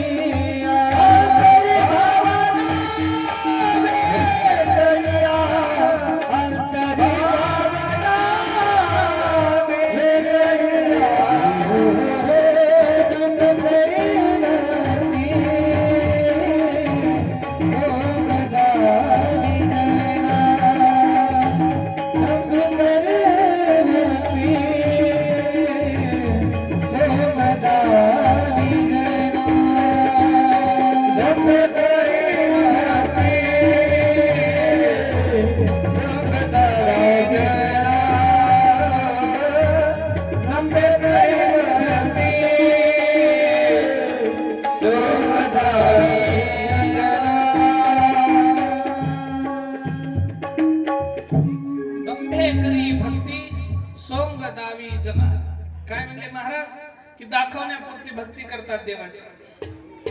दाखवण्यापुरती करू नका, तुम्हाला करायची तर थोडीच करा, पण अशी करा का देव तुमच्या दारावरती, देव चालून येतो घरा, काय येऊ नये त्या मंदिरात. अरे देव दारावरती यायला पाहिजे म्हणजे इतकी भक्ती दृढ करा.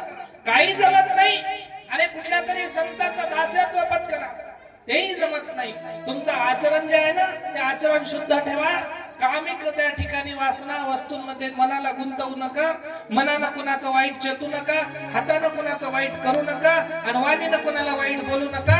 कायिक वाचिक मानसिक या 3 गोष्टींमधून जर तुम्ही मुक्त झाले, देव तुमच्यात अवतरला महाराज, दुसरं काही लागत नाही, काही गरज नाही. म्हणजे हे आता उद्या 19 फेब्रुवारीला छत्रपती शिवाजी महाराजांची जयंती, हे आम्ही पाहतो मोबाईल वरती. आता काय सालभर लोक कशा कशाच्या रील्स बनवतात, कशा कशाचे त्याचे गाणे, काय काय त्यांचं आचरण, कुठल्या कुठल्या छत्रपती शिवाजी महाराजाचे स्टिकर असलेले गाड्या धाब्याला, पोरपत्त्याच्या डावावर. आणि जुगारी झालेल्या समाजामध्ये मी छत्रपती शिवाजी महाराजांचा मावळा म्हणून मिरवणारे कितीतरी पोरं आम्ही पाहतो, आणि दिसतात कुठं? धाब्याच्या पुढं झुलताना. छत्रपती शिवाजी महाराजांच्या नावानं रील्स तयार करतात. आणि प्रत्यक्षात जेव्हा आपण त्यांना पाहू तर 19 फेब्रुवारीच्या निमित्तानं शिवजयंती आयोजित करायची, मोठी शिवजयंती आयोजित करायची, अख्ख्या गावाला बेजार करायचं. कशासाठी? डीजे लावायसाठी. आणि डीजे लावायचा, लावून त्या मिरवणुकीमध्ये नाचायचं. गाणे कोणते? बाई वाड्यावर या. जगताला एक आदर्श मातृत्व आणि आदर्श पुत्र कसा असावा ज्यांनी उदाहरण प्रस्थापित करून दिलं ते छत्रपती शिवाजी महाराज. आणि महाराजांच्या जयंतीच्या दिवशी गाणं बाई वाड्यावरती, आणि साधा सुद्धा नाचत नाही महाराज, याला नाचायसाठी दारू लागते. दारू नाही नशा चढायला गेलं तर हा जनरेटरला जाऊन खेटतो, पण याला नाचायला झिंझिंग पाहिजे. आणि हा दुसऱ्या दिवशी, अगोदरच्या दिवशी सांगणार काय? छत्रपती शिवाजी महाराजांचा मी मावळा, कपाळावरती चंद्रकोर आहे, दाढी छत्रपती शिवाजी महाराजांसारखी आहे, वेशभूषा पाहता क्षणी जसं वाटावं का हा छत्रपती शिवाजी महाराजांचा एकमेव हेच मावळा उरला, आता दुसरा कोणी उरलाच नाही. आणि यांच्या आचरण पाहावी तर दंभे करी भक्ती सोंग दावी जना, जगाला भक्ती दाखवतात. अशी शिवजयंती, अशी संतांची सेवा करू नका, अशी धर्माची सेवा करू नका. तुम्हाला जर आचरण शुद्ध ठेवायचंच असेल, मावळा छत्रपती शिवरायांचा व्हायचाच असेल, तर सुपारीच्या खांडाचं हे व्यसन तुम्ही ठेवू नका, आणि परक्याच्या स्त्रीला आईशिवाय दुसऱ्या नजरेनं पाहू नका. तुम्ही छत्रपती शिवाजी महाराजांची मावळ्या होणार. काही करायचं नाही म्हणे. आता सांगणारेच याच्या पलीकडे वागायला लागल्यानं काय करणाऱ्यानं तरी नेमकं काय करावं, फार मोठा प्रश्न आहे. त्याच्यामुळं हरी समजून घेत असताना संत समजून घ्या, संत समजून घेत असताना धर्म समजून घ्या, धर्म समजून घेत असताना पंथ आणि भगवंत समजून घ्या. एक एक गोष्ट जर सूत्रबद्ध पद्धतीने समजून घेत पुढे चालला, निश्चित पद्धतीने देव तुमच्यात अवतरल्याशिवाय राहणार नाही. ही संतांची ग्वाही आहे महाराज. गोपाल कृष्ण भगवान की जय. देवाला आचरण प्रिय आहे. देवाला तुम्ही किती ज्ञानी आहात, तुम्ही किती श्रीमंत आहात, तुम्ही किती मोठ्या घरचे आहात, किती मोठ्या लोकांचे आहात, तुम्ही महाराज लोकांना किती उर्मटकीनं बोलता, तुम्ही किती छाती काढून त्या ठिकाणी समाजात मिरवता, काही देवाला देणं घेणं नाही. तुम्ही देवाच्या प्रती, समाजाच्या प्रती, धर्माच्या प्रती समर्पित किती आहात ते देव पाहतो. आणि देवानं जर एकदा तुमचं त्या ठिकाणी निवड केली, अरे गड्या हा जीव अध्यात्माचा प्यारा आहे, हा जीव साधू संतांचा प्यारा आहे, हा जीव या धर्माला त्या ठिकाणी आपलंस करणारा आहे, संपलं तुमची मुक्ती त्या ठिकाणी महाराज. दुसरं काही लागत नाही. त्याच्यासाठी देवाचं भजन सुंदरतेनं जमलं. भजन चांगलं करायचं असेल, आचरण चांगलं समजून घ्या. ही भगवत महात्म्य भक्ती त्या ठिकाणी तुम्हाला आम्हाला आचरण शिकवते. आणि आचरण शुद्ध असलं तर सगळ्या गोष्टी ठीक आहे. महाराज सांगताना सांगायला लागला, पण रस्त्यानं कुठंतरी त्याचं तुम्ही काय आम्हाला पाहिले का आम्ही कसं वागतो? आम्ही इथून गेल्याच्या नंतर आमच्या समाजामध्ये बाहेर फिरताना तुम्ही काय आमच्यावरती नजर ठेवणार? काय करायला? पण कुणीच नाही पाहिलं, त्याला देव पाहतो महाराज. हे नेमके करतात काय? ते जगाला सांगतात काय? जगा सांगे ब्रह्मज्ञान आणि आपण मात्र कोरडे पाषाण. असं जर करत असाल तर जग जरी पाहत नसलं तरी देव पाहतो. आणि देवानं ईश्वर के घर की लाठी असं आहे म्हणतात की त्याच्या घरी देर आहे पण अंधेर नाही. जेव्हा ती पडायला लागते तेव्हा काय म्हणतात? ईश्वर जब देने को आता है तो छप्पर फाड़ के देता है. इतकं द्यायला लागतं की किती देतो संपत नाही. आणि जेव्हा तो जब वो लेने पर उतरता है तो चमडी उधेड के लेता है. आमचं कातड सुद्धा ठेवत नाही महाराज, इतकं वसूल करून घेते. त्याच्यामुळे देवाला आचरण करा. देवाला आचरणानं त्या ठिकाणी तुम्ही समर्पण द्या. देवाला समजून घ्या, देवाचं नाम समजून घ्या. देव इतरत्र कुठं नाही, देव देवळात नाही, देव तुमच्या अंतरात आहे. अंतरातला शोधा, देवळातला सहज गतीनं तुम्हाला दिसेल. काही करायची गरज नाही. मग गाडगे महाराजांनी सांगितलं, तीर्थी धोंडा आणि पाणी देव रोकडा सज्जनी. अरे सज्जनाच्या अंतःकरणामध्ये देवाचं वास्तव्य असतं. मग तुम्ही सज्जन बनण्याचा प्रयत्न करा. 7 प्रकारचे व्यसन सांगा. देवाला आपलंस करायचं असेल तर या 7 गोष्टींचा त्याग करावा लागतो माणसाला. 7 व्यसन आहेत. 7 प्रकारच्या व्यसनांना मनुष्यानं त्यागलं पाहिजे. आणि हे प्रत्येकासाठी बांधलेलं आहे महाराज. खाली बसलेले असतील काय, वरे बसलेले असतील काय, साधू असला काय, जपी तपी योगी संन्यासी संत महंत सगळ्यांसाठी बांधलेलं आहे. 7 व्यसनांमध्ये एक सगळ्यात अगोदर तुम्ही खोटं बोलू नका. पावलं पावली खोटं बोलतात. गावातच आहे पोहोचलो म्हणते वसमतला. काय गरज आहे? ते काय जीव घेणार आहे का एवढी? तुला काय करायचं ते कर बाबा, मी वसमत मध्येच इथं गावातच. खोटं बोलू नका सगळ्यात अगोदर. 7 व्यसनात काळ गेला, मृत्यू समय जवळी आला. पदरी नाही पुण्याचा ठेवा, फजिती जीवाची झाली केवढी चूक पडली. लबाड बोलू नका. मांसाहार कधी करू नका. माळकरी व्हा, संतांच्या सानिध्यात जा. मांस भक्षण करू नका, खंड खाऊ नका. 7 व्यसनात येतात. जुगार खेळू नका. जुगार खेळलं आणि पांडवांचं साम्राज्यशाली असणारं राज्य त्या ठिकाणी स्त्री सहित अशा पद्धतीचं त्या ठिकाणी लयाला गेलं. सगळ्यांना वनवास भोगावा लागला महाराज एका जुगारापायी. हे शास्त्र सांगतात, काय खोटं सांगत नाही. त्याच्यामुळे जुगार नका खेळू, मांसाहार करू नका, लबाड बोलू नका, दुसऱ्यावरती अत्याचार करू नका, मदिरा दारू पिऊ नका, परद्वारा गमन कधी करू नका. दुसऱ्याच्या घरच्या स्त्रीला आईच्या नजरेनं पाहण्याची आमची संस्कृती आहे महाराज. परावया स्त्री आम्हा रखुमाई समान. तुकोबाराया म्हणते, परक्याची माय, परक्याची स्त्री आमच्यासाठी माय सारखी आहे.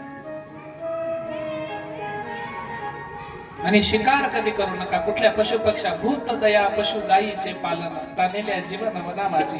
तुकोबाराया म्हणतात, अरे प्रत्येक सजीवाला जगण्याचा तितकाच अधिकार आहे जितका तुम्हाला आम्हाला अधिकार आहे. 7 प्रकारची व्यसनं तुम्ही सोडा, देव तुमच्या घरी आल्याशिवाय राहणार. काम क्रोध मद मत्सर दंभ आणि अहंकार 6 विकारांचा त्याग करा, देव तुमच्या दारामध्ये आल्याशिवाय राहणार. शब्द स्पर्श रूप रस गंध, आता पुढे भागवतामध्ये येईल महाराज आपल्याला. 5 प्रकारचे विषय आहेत. 5 प्रकारच्या वेश्यांनी. आता आपल्याला ते गोकर्णाचं उपाख्यान घ्यायचं होतं पण आपल्याकडे वेळ तितकासा नाही. त्याच्यासाठी फार निवांत घ्यावा लागतं. आपण उद्या प्रारंभ करूयात ना.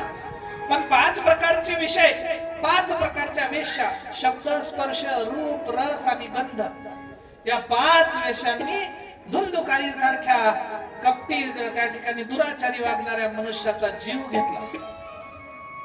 ते सोडा म्हणले, पंचविषयांचा त्याग करा. चहुमुक्तींचं दान तुम्हाला प्राप्त करायचं आहे. माऊलींनी सांगितलं, देवाची येद्वारी उभा क्षण भरी तेने मुक्तिचारी साधी आहे. कशानं? हरिमुखे म्हणा, हरिमुखे म्हणा, पुण्याची गणना. देवाला प्राप्त करायचं असेल तर देवाचं नाव उच्चारण करत राहा, नामस्मरण करत राहा. रज तम सत्व नावाच्या 3ही गुणांना सोडून द्या. प्रवृत्ती निवृत्ती नावाच्या 2ही वस्तूंचा त्याग करा आणि एका सच्चिदानंद परमात्मा परमेश्वराची प्राप्ती करण्याचा प्रयत्न करा. तो तुमच्या जीवनात उतरला, आयुष्य सोन्याचं झालं महाराज. त्या दिवशी मनुष्याला काही प्राप्त करायची आवश्यकता नाही. अरे ज्याला देव भेटावा त्याला जीवनात कामना कशाची राहते? सगळा अट्टहास मनुष्य करतो कशासाठी? भौतिक जीवन जगत असताना धनासाठी आणि आध्यात्मिक जीवन जगत असताना देवासाठी. धन तर भरपूर कमावण्याची आमच्या मनगटात ताकद आहे महाराज. मनगट मेंदू आमचा आजही सशक्त आहे. आम्ही काम करू, मेहनत करू आणि त्या ठिकाणी या समाजामध्ये आमचं वर्चस्व स्थापित करण्यासाठी आम्ही धनाचा संचय करू. तुकोबारायांनी सांगितलं, जोडोनिया धन उत्तम व्यवहारे उदास विचारे वेचक. आम्हाला धन कमवायची काही तेवढी मोठी त्या ठिकाणी अशी परेशानी नाही, पण देव प्राप्त करण्यासाठी मात्र परेशानी आहे. मग देवाला प्राप्त करायचं असेल तर, देवाला अडवायचं असेल तर फक्त एकच साधन आहे महाराज. हृदयी बंदी खाना केला, आत विठ्ठल धरीला पंढरीचा चोरा. त्या देवाला हृदयामध्ये स्थानापन्न करा, विराजमान करा. कशासाठी? कारण तो देव तुमच्या आमच्यासाठी कल्याणकारी आहे. त्याचं नामस्मरण कल्याणकारी आहे. आणि एकंदरीत जाताना सांगून जातो, देवाला जर त्या ठिकाणी हृदयात उतरवायचं असेल तर मनुष्याचं आचरण शुद्ध असलं पाहिजे. सांगण्यापुरतं नाही होतं महाराज, सांगण्यापुरतं नाही. खरोखरच तुम्ही शुद्ध आचरणानं वागा. खरोखरच कुणाबद्दल पाप मनामध्ये ठेवू नका. संतांची सेवा करा, धर्माला शरण जा. देव, देश आणि धर्म या तीन गोष्टीसाठी मनुष्याला जगता आलं पाहिजे. आणि ज्याचं आचरण शुद्ध आहे त्यालाच या गोष्टी प्राप्त करता येतात. एका राजाने आपल्या गुरुला प्रश्न विचारला. प्रश्न काय विचारला? प्रश्न. महाराज म्हणला, मला आज एक गोष्ट सांगा, ज्ञान मोठं का आचरण मोठं? काय मोठं? ज्ञान मोठं का आचरण मोठं? काय मोठं आहे? ज्ञान आहे का? तर महाराजाला राजाने प्रश्न विचारला. आपला गुरु आहे, गुरुला प्रश्न विचारल्याच्या नंतर राजाला त्या ठिकाणी महाराज म्हणले, बाबा तुला मी या प्रश्नाचं उत्तर आज देत नाही, 4 दिवसाच्या नंतर देतो म्हणले. 4 दिवसाच्या नंतर प्रश्नाचं उत्तर द्यायचं आहे. दुसरा दिवस निघाला. महाराज आले, राजाच्या महालामध्ये शिरले. ज्या खोलीमध्ये खजाना ठेवला होता त्या खोलीमध्ये गेले. अनेक मौल्यवान हिरा त्या ठिकाणी घेतला आणि महाराज निघून गेले. राजाचा गुरु असल्या कारणानं ते खजिनदार काहीच म्हणला नाही. राजाला येऊन सांगितलं. राजाला म्हणला, महाराज तुमचे गुरु आले होते, खजिन्याच्या खोलीमध्ये गेले, मौल्यवान हिरा उचलून घेऊन निघून गेले. महाराज म्हणले, काही काळजी करू नको, ते गुरु होतं, नेलं असं काय काम नाही ते. दुसरा दिवस उजाडला. परत महाराज आले. खजिन्यातला त्या ठिकाणी मौल्यवान एक सोन्याचा अलंकार घेऊन निघून गेले. खजिनदारानं पुन्हा सांगितलं. महाराज म्हणले, राजा म्हणला, जाऊ दे, काही हरकत नाही, ते गुरु आहे. तिसऱ्या दिवशी तसंच झालं. आणि चौथ्या दिवशी त्या ठिकाणी जेव्हा खजिनदारानं सांगितलं तेव्हा राजाला राग आला. हे त्याचे गुरु जेव्हा जेव्हा दरबारात येत होते तेव्हा तेव्हा सगळा समाज दरबारातला उठून उभा राहून त्या महाराजांना नमस्कार घालायचा गुरुला. राजा स्वतः दरवाजात त्या सिंहासनावरून उठून महाराजांना नमस्कार घालायचा. आणि महाराज आपल्या आसनावरती जेव्हा बसतील तेव्हा राजा त्या ठिकाणी खाली बसायचा, सगळे बसायचे. पण 4 दिवसाच्या नंतर जेव्हा महाराज दरबारामध्ये आले, कुणीच आपल्या जागेवरून उठलं नाही, कुणीच महाराजाला नमस्कार घातला नाही. राजाही सिंहासनावरून उठला नाही, राजानेही नमस्कार घातला नाही. महाराजांना ओळखलं आणि ओळखल्याच्या नंतर महाराज आपल्या आसनावर जाऊन बसणार. इतक्यात राजा म्हणला, महाराज तुम्हाला मी 4 दिवसाखाली एक प्रश्न विचारला होता, ज्ञान मोठं का आचरण मोठं? माझ्या प्रश्नाचं उत्तर तुम्ही 4 दिवसाला देतो म्हणले. आज 4 दिवस झाले, माझ्या प्रश्नाचं उत्तर द्या. आणि उत्तर द्यायचं कुठं माहित नाही, पण तुम्ही माझ्या अलंकारांमधले, माझ्या खजिन्यातले एक एक वस्तू घेऊन चालले, नेमकं काय करणार म्हणला तुम्ही राजा? त्यावेळेला राजाला गुरु महाराजांनी सांगितलं, अरे बाबा मला तुझा खजिनाही पाहिजेत नव्हता आणि मला तुला उत्तर द्यायची काही गरज नाही, फक्त एक गोष्ट सांगायची आहे. म्हणजे तू विचारलास ज्ञान मोठं का आचरण मोठं?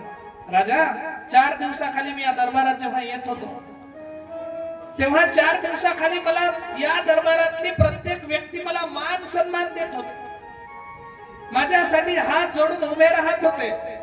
मी जोपर्यंत आसन ग्रहण करत नाही, बसत नाही, तोपर्यंत कुणीही बसत नव्हतं. मग 4 दिवसाखाली सुद्धा माझं ज्ञान तेवढंच होतं आणि 4 दिवसाच्या नंतर सुद्धा माझं ज्ञान तितकंच आहे, उलट वाढलं असेल पण कमी झालं नाही. पण राजा 4 दिवसाखाली मला नमस्कार घालणारा दरबार आज माझ्या पुढे उठून उभा सुद्धा राहिला नाही. का? कारण 4 दिवसाखाली माझं जे आचरण होतं 4 दिवसाच्या नंतर माझं आचरण चुकलं, परिणामी समाजानं मला मान सन्मान दिला नाही, दरबारामध्ये माझा अवमान झाला का, कारण माझं आचरण चुकलं. राजा जसं तू केलं ना समजून घ्या म्हणले, अरे जीवनामध्ये ज्ञान कितीही मिळवशील पण जोपर्यंत मिळवलेलं ज्ञान आचरणामध्ये उतरवणार नाही तोपर्यंत कुणीही त्या ज्ञानाला किंमत देत नाही. त्याच्यामुळे ज्ञानापेक्षा कधीही आचरण श्रेष्ठ आहे. आणि म्हणून कथा तुम्ही दरवर्षी ऐकता, कथा तुम्ही कीर्तन हमेशा ऐकता, सतत ऐकता, निरंतर ऐकता, पण हे सगळं ऐकत असताना जोपर्यंत तुम्ही आचरणामध्ये उतरवणार नाही तोपर्यंत तुमचं एकही कीर्तन एकही कथा तुमची साध्य होणार नाही. मग कथा जर साध्य करायची असली, तुम्हाला जर कीर्तन जर त्या ठिकाणी आत्मसात करायचं असलं, संतांच्या वचनाची अमृत त्या ठिकाणी तुम्हाला अंतरामध्ये स्थिरावायची असतील तर अगोदर घेतलेले शब्द, ऐकलेले शब्द अंतरामध्ये उतरवून त्याला आचरणात आणायचा प्रयत्न करा. ज्या ज्या महावीरांना हे आचरण जमलं ते सत्पुरुष झाले, संत झाले, महापुरुष झाले. ज्यांना आचरण जमलं नाही ते तुमच्या आमच्या सारखे संसारामध्ये रडत बसले महाराज. आजही रडतात लोक, दुःख व्यक्त करतात, शोक व्यक्त करतात. कुणा तुम्ही आम्ही तर देवानं तुमच्या आमच्यावरती खूप मोठी कृपा केली. या महाराष्ट्रामध्ये साधू संतांच्या भूमीत छत्रपती शिवाजी महाराजांच्या स्वराज्यामध्ये वावरत असताना तुमच्या आमच्यावरती महा आशीर्वाद त्या ठिकाणी पांडुरंग परमात्म्याचा आहे. तुम्हाला आम्हाला कमी नाही, पण कुठल्या तरी शहरात कुठल्या तरी एखाद्या ठिकाणी जाऊन बघा, सकाळी जर आपल्याला एखाद्या ठिकाणी खायला भेटलं तर संध्याकाळी भेटल का नाही याची फार मोठी विवंचना लोकांची आहे. देवानं तुमच्यावरती काय कमी केलं, किती कृपा केली तुमच्यावरती. कुठल्या गोष्टीचं तुम्हाला कमी त्या ठिकाणी दान दिलं नाही, सगळ्या गोष्टी दिल्या. मुख आहे, डोळे आहेत, हात आहेत, पाय आहेत, चालू शकता, बोलू शकता, ऐकू शकता, या हाताने दान करू शकता, या पायाने तीर्थाला जाऊ शकता, देवाचं त्या ठिकाणी प्रदक्षिणा करू शकता, या डोळ्यांनी देवाला स्पष्ट पद्धतीने त्याचं स्वरूप पाहू शकता. हात का मानव देह अल्लाह ने तुझ दिया, हात का मानव देह अल्लाह ने तुझ दिया,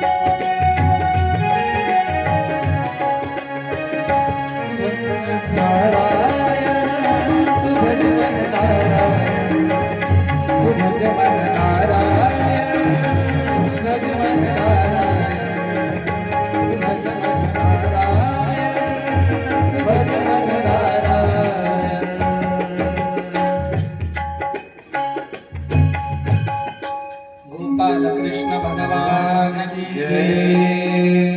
उठ हात का मानव देह ईश्वरने तुझ दिया.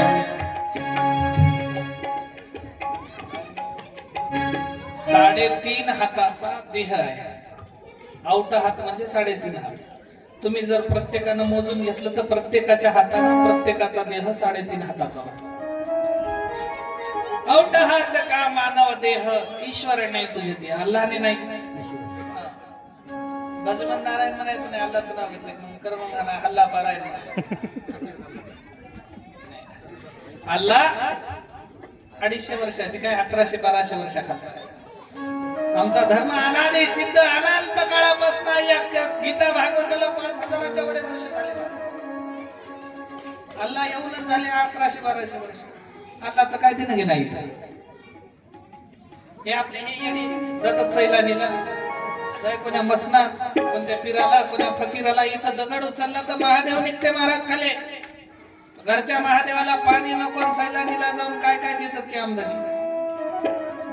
अरे 33 कोटीच्या देवता, 11 रुद्र, 8 वसु, 12 आदित्य, इंद्र, हे सगळे असणाऱ्या 33 कोटी प्रकारच्या देवी देवता. कुठलाच नको तर 33 कोटी देवांचा अधिनायक असणारा गुरु आहे. त्याच्यावरती भावना ठेवत नाहीत. कितीतरी कोण्या सैलानीला, फकीराला, कोण्या पिराला जाऊन पूजा पाठ करतात. कमाल वाटते या लोकांची एवढेपणाची. त्याला जन्मच झाले 11-1200 वर्ष. 5000 वर्षापूर्वी हा संन्यास धर्म जगद्गुरु आदि शंकराचार्यांनी निर्माण केला. जटिल संन्यासाची परंपरा. त्याच्या अगोदर राम झाले, कृष्ण झाले, 10 अवतार भगवान श्री नारायणांचे झाले. एकूण या कथेमध्ये 24 अवतार भगवान श्री हरींचे आहेत. 3.5 हाताचा देह तुम्हाला आम्हाला दिलाय आणि 3.5 हाताचा देह दिल्याच्या नंतर खाया पिया सुख से सोया काही केलं नाही म्हणले. कीर्तन म्हणलं की 3दा हाका मारावं लागतात. चला कीर्तनाला सुरुवात झाली, चला कथेला सुरुवात झाली, या या या एक एक तर म्हणते का मरणार आहे महाराज, तिकडे भत्ता आरडाय. इथं घरचं का भाविक आणि भक्त. वा, आम्ही किती भाविक आहोत आणि आम्ही किती भक्त आहोत. भक्त ऐकायचं ना, भक्त होती शबरी. 1000 वर्ष प्रभू रामचंद्र जन्मण्याच्या अगोदरपासून त्यांची प्रतीक्षा केली. अरे येतो म्हणलेला महाराज येते की नाही की म्हणून कोठावर वाट बघत बसाव. चला येईल तर येईल, आलं की फोन करते म्हणून आम्ही बाजूला निघून जातो. आम्ही आल्यावर करतील फोन म्हणायचे. पण मतंग नावाच्या ऋषीने एकदा सांगितलं होतं, बाई अगर मला देव भेटेल की नाही भेटेल मला माहित नाही, माझ्या शिष्यांना देव भेटेल की भेटेल मला माहित नाही, पण तुला मी आज आशीर्वाद द्यायलो म्हणले. तुझा भाव, तुझी निष्ठा, तुझं दृढ त्या ठिकाणी आचरण पाहून मी तुला आशीर्वाद देतोय का देव जर जन्मला नसेल तर जन्म घेऊन, पण त्याला तुझा उद्धार करण्यासाठी यावं लागेल. 1000 वर्ष त्या ठिकाणी वाट पाहिली आणि प्रभू रामचंद्राला शबरीच्या उद्धारासाठी यावं लागलं. महाराज यावंच लागलंय. भक्त त्याला म्हणतात, भक्त ऐसे जाना जे देही उदास, गेले आशा पाश निवारोनी. महाराज म्हणले आशाचे पास संपले. यानं माझा होय, जवळचा होय, त्यानं परक्याचा होय, हे आपल्या पार्टीचं होय, ते दुसऱ्याच्या पार्टीचं होय, झालं ना, संपलं. निवडणूक गेली, काम संपलं. आता काय पार्टी, आता तुम्ही आम्ही एक आहोत. घेतला मी श्वास जेव्हा कंठ होता कापलेला, पोळलेला प्राण माझा बोलण्या आधीच गेला, जीवनाची प्रेतयात्रा थांबली जेव्हा स्मशानी, घेतला काढून खांदा ओळखीच्या माणसा. की सोडून द्या म्हणले अवस्था. अरे कुठपर्यंत एकमेकांना त्या ठिकाणी सोडून देणार आहात, कुठपर्यंत संगत सोडणार आहात. सगळ्यांची सोडला ठीक आहे, हरीची तरी संगत सोडू नका. भगवान परमात्म्याच्या नामस्मरणाची संगत तरी सोडू नका. दुष्ट दुर्जनांचे कितीतरी त्या ठिकाणी संकट, अडी अडचणी आणि कितीतरी त्या ठिकाणी आक्रमण तुमच्यावरती होतील, पण त्या आक्रमणांमधनं तारणारा त्या ठिकाणी प्रभू आहे, तो हरी आहे, तो नारायण आहे. त्याची भक्ती करा. जीवनामध्ये आलेल्या संकटाच्या छाताडावर पाय द्या, तरटरटाचा खाली त्याला दाबा आणि वरे देवाचं नाव घेऊन प्रल्हादासारखं त्या ठिकाणी भक्तीला सज्ज व्हा. तर तुम्ही भक्त व्हा आणि तर तुम्ही भाविक आहात. महाराज इतरत्र भाविक कुणालाही म्हणता येत नाही, ते बोलण्यापुरतं झाले. भाविकांनो भक्तांनो या ती घरामध्ये भांडे आपटायलेली राहते. यानं बाईला शिवा देत देतच बाहेर निघते. हा भाविक आहे, हा भक्त आहे. नाही, भाविक आणि भक्त व्हायचा असेल तर अगोदर देवाच्या पायावरती मस्तक त्या ठिकाणी ठेवावं लागतं, संतांच्या पायावरती मस्तक ठेवावं लागतं. अरे करोडपती घरचे आहात, श्रीमंत आहात, गाडी आहे, बंगला आहे, पैसा आहे, अडका आहे, सगळ्या गोष्टी आहेत, पण जोपर्यंत तुम्ही एखाद्या साधूच्या पायावरती डोकं टेकवत नाही तोपर्यंत तुमच्या श्रीमंतीला साज नाही. आणि ज्या दिवशी तुम्ही फकीराच्या झोपडीतले आहात, पण ज्या दिवशी तुम्ही कुठल्या साधूच्या पायावरती डोकं ठेवता त्या दिवशी तुमच्या सारखा श्रीमंत या जगामध्ये कोणी नाही. महाराज कुणीच नाही इतकं सामर्थ्य संतांच्या संत चरणीचे रज लागता सहज वासनेचे बीज जळून जाईल. संतांची संगत एवढी मोलाची आहे. वासना नावाची समूळ नष्ट करतात आणि वासना समूळ नष्ट करून तुम्हाला आम्हाला प्रत्येकाला पवित्र करण्याचं काम संत करतात. संतांनी ही दिव्य अशा पद्धतीची कथा तुम्हाला आम्हाला दिली, पवित्र त्या ठिकाणी केलं. नारदांकडनं त्या भक्ती आणि ज्ञान आणि वैराग्याचा उद्धार झाला. त्याच्यानंतर शुकमुनी महाराजांनी परीक्षितीचा उद्धार करण्यासाठी ही कथा आरंभ केली. त्याच्यानंतर सुतजी महाराजांनी शौनकादी ऋषींना त्या ठिकाणी ही कथा सांगण्याचा प्रयत्न केला आणि सुंदर पद्धतीच्या कथेचा प्रथम दिवस त्या ठिकाणी आपण पूर्णत्वाकडे आलेलो आहोत. चांगल्या पद्धतीनं उद्या मला खरं खरं सांगा, प्रामाणिकपणानं सांगायचं, उद्या ठीक 1 वाजता मंडपामध्ये हजर होणारे कोण कोण आहेत हात वर करा. नाही ते कथा आणि ते मंडप म्हटल्या तर उद्यापासून आम्ही रजाच घेतो महाराज, पण तुमचं तुम्ही बघून घ्या. लक्षात घ्या, देवाची कथा ऐकायची असेल तर देवाचं सुरुवातीचं भजन कानावरती पडल्याबरोबर मंडपात येऊन हजर राहायचं. 1 दिवस तर संपला, 6 दिवस आहेत. 6 दिवसामध्ये तुम्हाला पवित्र व्हायचं आहे. भजनाच्या एका आवाजावरती त्या ठिकाणी कोणीही तुम्हाला हाक मारायची आवश्यकता पडली नाही पाहिजे. ठीक 12 वाजेपर्यंत घरातले सगळे काम आटोपून टाका, चप. आणि 12च्या नंतर 1 वाजेपर्यंत निवांत विश्रांती घ्या, समाधान झोप घ्या सगळेच. आणि 1 वाजता जसंच रामकृष्ण हरी किंवा त्या ठिकाणी भगवान परमात्म्याचं भजन कानावरती पडलं, ताडकन उठायचं आणि 1 वाजेपर्यंत इथं मंडपामध्ये येऊन हजर व्हायचं. का? कारण देवाची कथा सुरूपासून शेवटापर्यंत श्रवण करत राहा. आयोजकांनी आपल्याला सांगितलेलं आहे 1 ते 4 वाजेपर्यंत आपल्याला रोज कथा करायची आहे. सुंदर पद्धतीने कथा श्रवण करा. आज जेवढ्या आमच्या मायमावल्या आल्या, मला माहित आहे सुरुवातीला कोण आल्या होत्या, नंतर अर्ध्यातून कोण आल्या, नंतर आरत्या घेऊन शेवटाला कोण आल्या. काय सांगते की महाराज घरूनच बघून नवा म्हणून कामाचं वाटलं तर जाऊ, नाही कामाचं वाटलं तर घरीच बसायचं. त्याचं काय आपण घेऊन देऊन हा काय, असं करायचं नाही. प्रामाणिकपणाने 1 वाजता हजर राहायचं. त्या लेकरांना थोडीशी शिस्त घाला, लेकरांना थोडस त्या ठिकाणी स्थिर बसायला शिकवा. ऐकच न गेले तर 5-6 दिवस गावाच्या बाहेर काढून द्या. त्याला फुकट पंक्ती खाऊ घाला, निघा नाही करून घ्या. कोणा सांगितलं? हे लेकरं ध्यान ठेवा रे, उद्यापासून मंडपामध्ये धिंगाणा करायचा. उद्यापासून मंडपात उड्या मारायच्या, हरिपाठाला हजर राहायचं.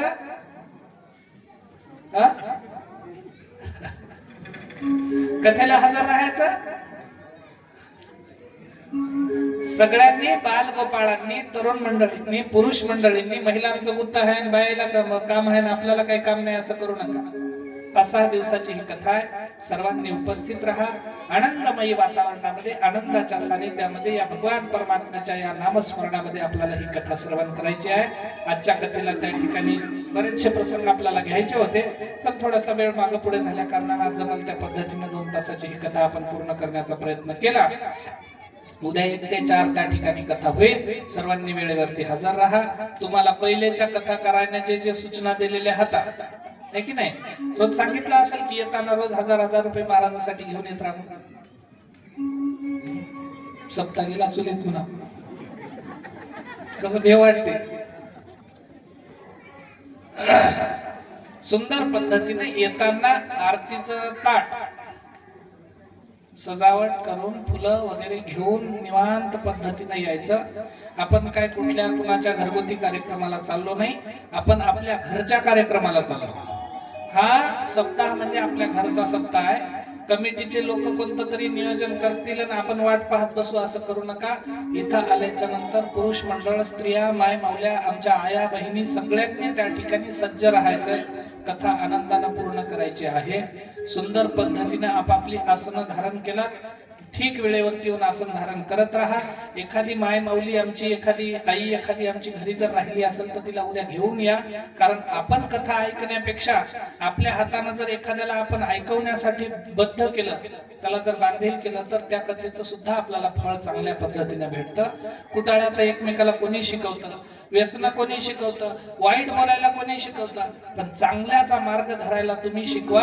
तुम्ही चांगले आहात, देव तुमच्यावरती निरंतर कृपा करत राहील. आयोजकांचं करावं तेवढं कौतुक कमी आहे. दुःखाचा कालचा प्रसंग त्या ठिकाणी सामोरी ठेवून आजच्या या भगवान परमात्म्याच्या कथेचा सप्ताहाचा सुंदर पद्धतीचा प्रथम दिवस त्या ठिकाणी पूर्ण केला. व्यासपीठावरती माझ्यासोबत उपस्थित असलेले तबल्याला काय महाराज नाव? गणेश महाराज गणेश महाराज कदम एक रुखेकर, त्याच्यानंतर ऑर्गनवरती असलेला करण महाराज पार्डीकर, त्याच्यानंतर गायक असणारे आमचे तुमच्या गावचे इवाई हरिभक्त परायण गायनाचार्य आमचे कचरू महाराज भोगावकर, त्याच्यानंतर गायनाचार्य आपले सुंदर पद्धतीने सूर्यभान महाराज बेंडी पळशी, सूर्यभान महाराज पळशीकर, त्याच्यानंतर तुमचं विठ्ठल महाराज पवार जवळेकर, सगळ्यांसाठी आणि सुंदर पद्धतीने आपली ही कथा मी कशासाठी सांगायला लागलो, कान उंच करून ऐका. उद्यापासनं आजपासनं आपली सगळी कथा 7 दिवसाची कथा आपली त्या YouTube चॅनल वरती रेकॉर्ड होईल. संत सेवा प्रतिष्ठान YouTube नावाचं चॅनल आहे आणि ते आमचे राजेश पाटील मोरे चालवतात. कुठलाही आम्ही त्यांना 1 रुपयाचा मोबदला देत नाही. ते फक्त महाराजाची सेवा करायची म्हणजे हे जे लगभग चालते की नाही, बापू असे व्हा, इकडं व्हा, या बाजूला चला, इकडून फिरा, पीस खाली करा, दस्तीवर करा, हे जे सगळं चालते ते त्याच्या मनावर चालते. आम्ही काही सांगितलेलं नाही.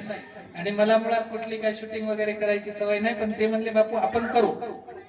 म्हणून ही सगळी कथा 7 दिवसाची कथा संत सेवा प्रतिष्ठान या YouTube चॅनल वरती, Instagram वरती तुम्हाला त्याचे रील्स पाहायला भेटतील.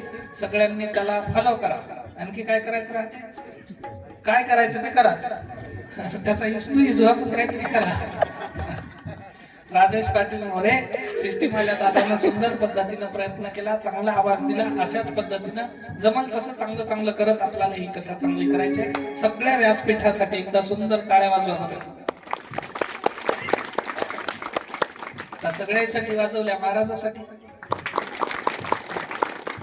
तुम्ही आमचे मायबाप आहात, सगळे तुम्ही आमच्या मायमावल्या, ही आमची पुरुष मंडळी. तुमच्याशिवाय आम्हाला कोणी नाही, आमच्याशिवाय तुम्हाला कोणी नाही. कारण घरात कदर आला की महाराजाचा मठ दिसतो, कुठं निघून जाऊ. त्याच्यामुळं तुम्ही आम्ही एका जीवाचे आहोत, जीवाभावाचे आहोत. सगळे आपण त्या ठिकाणी एकमेकाचे बांधील आहोत. कथा सुंदर पद्धतीनं 6 दिवस श्रवण करा, ऐकून घ्या, जीवाची कृतार्थता साध्य करा आणि देवाचं भजन सुंदर पद्धतीनं करा. एकदा भजन घेऊया आणि नंतर आरती करूया. गोपाल कृष्ण भगवान की जय.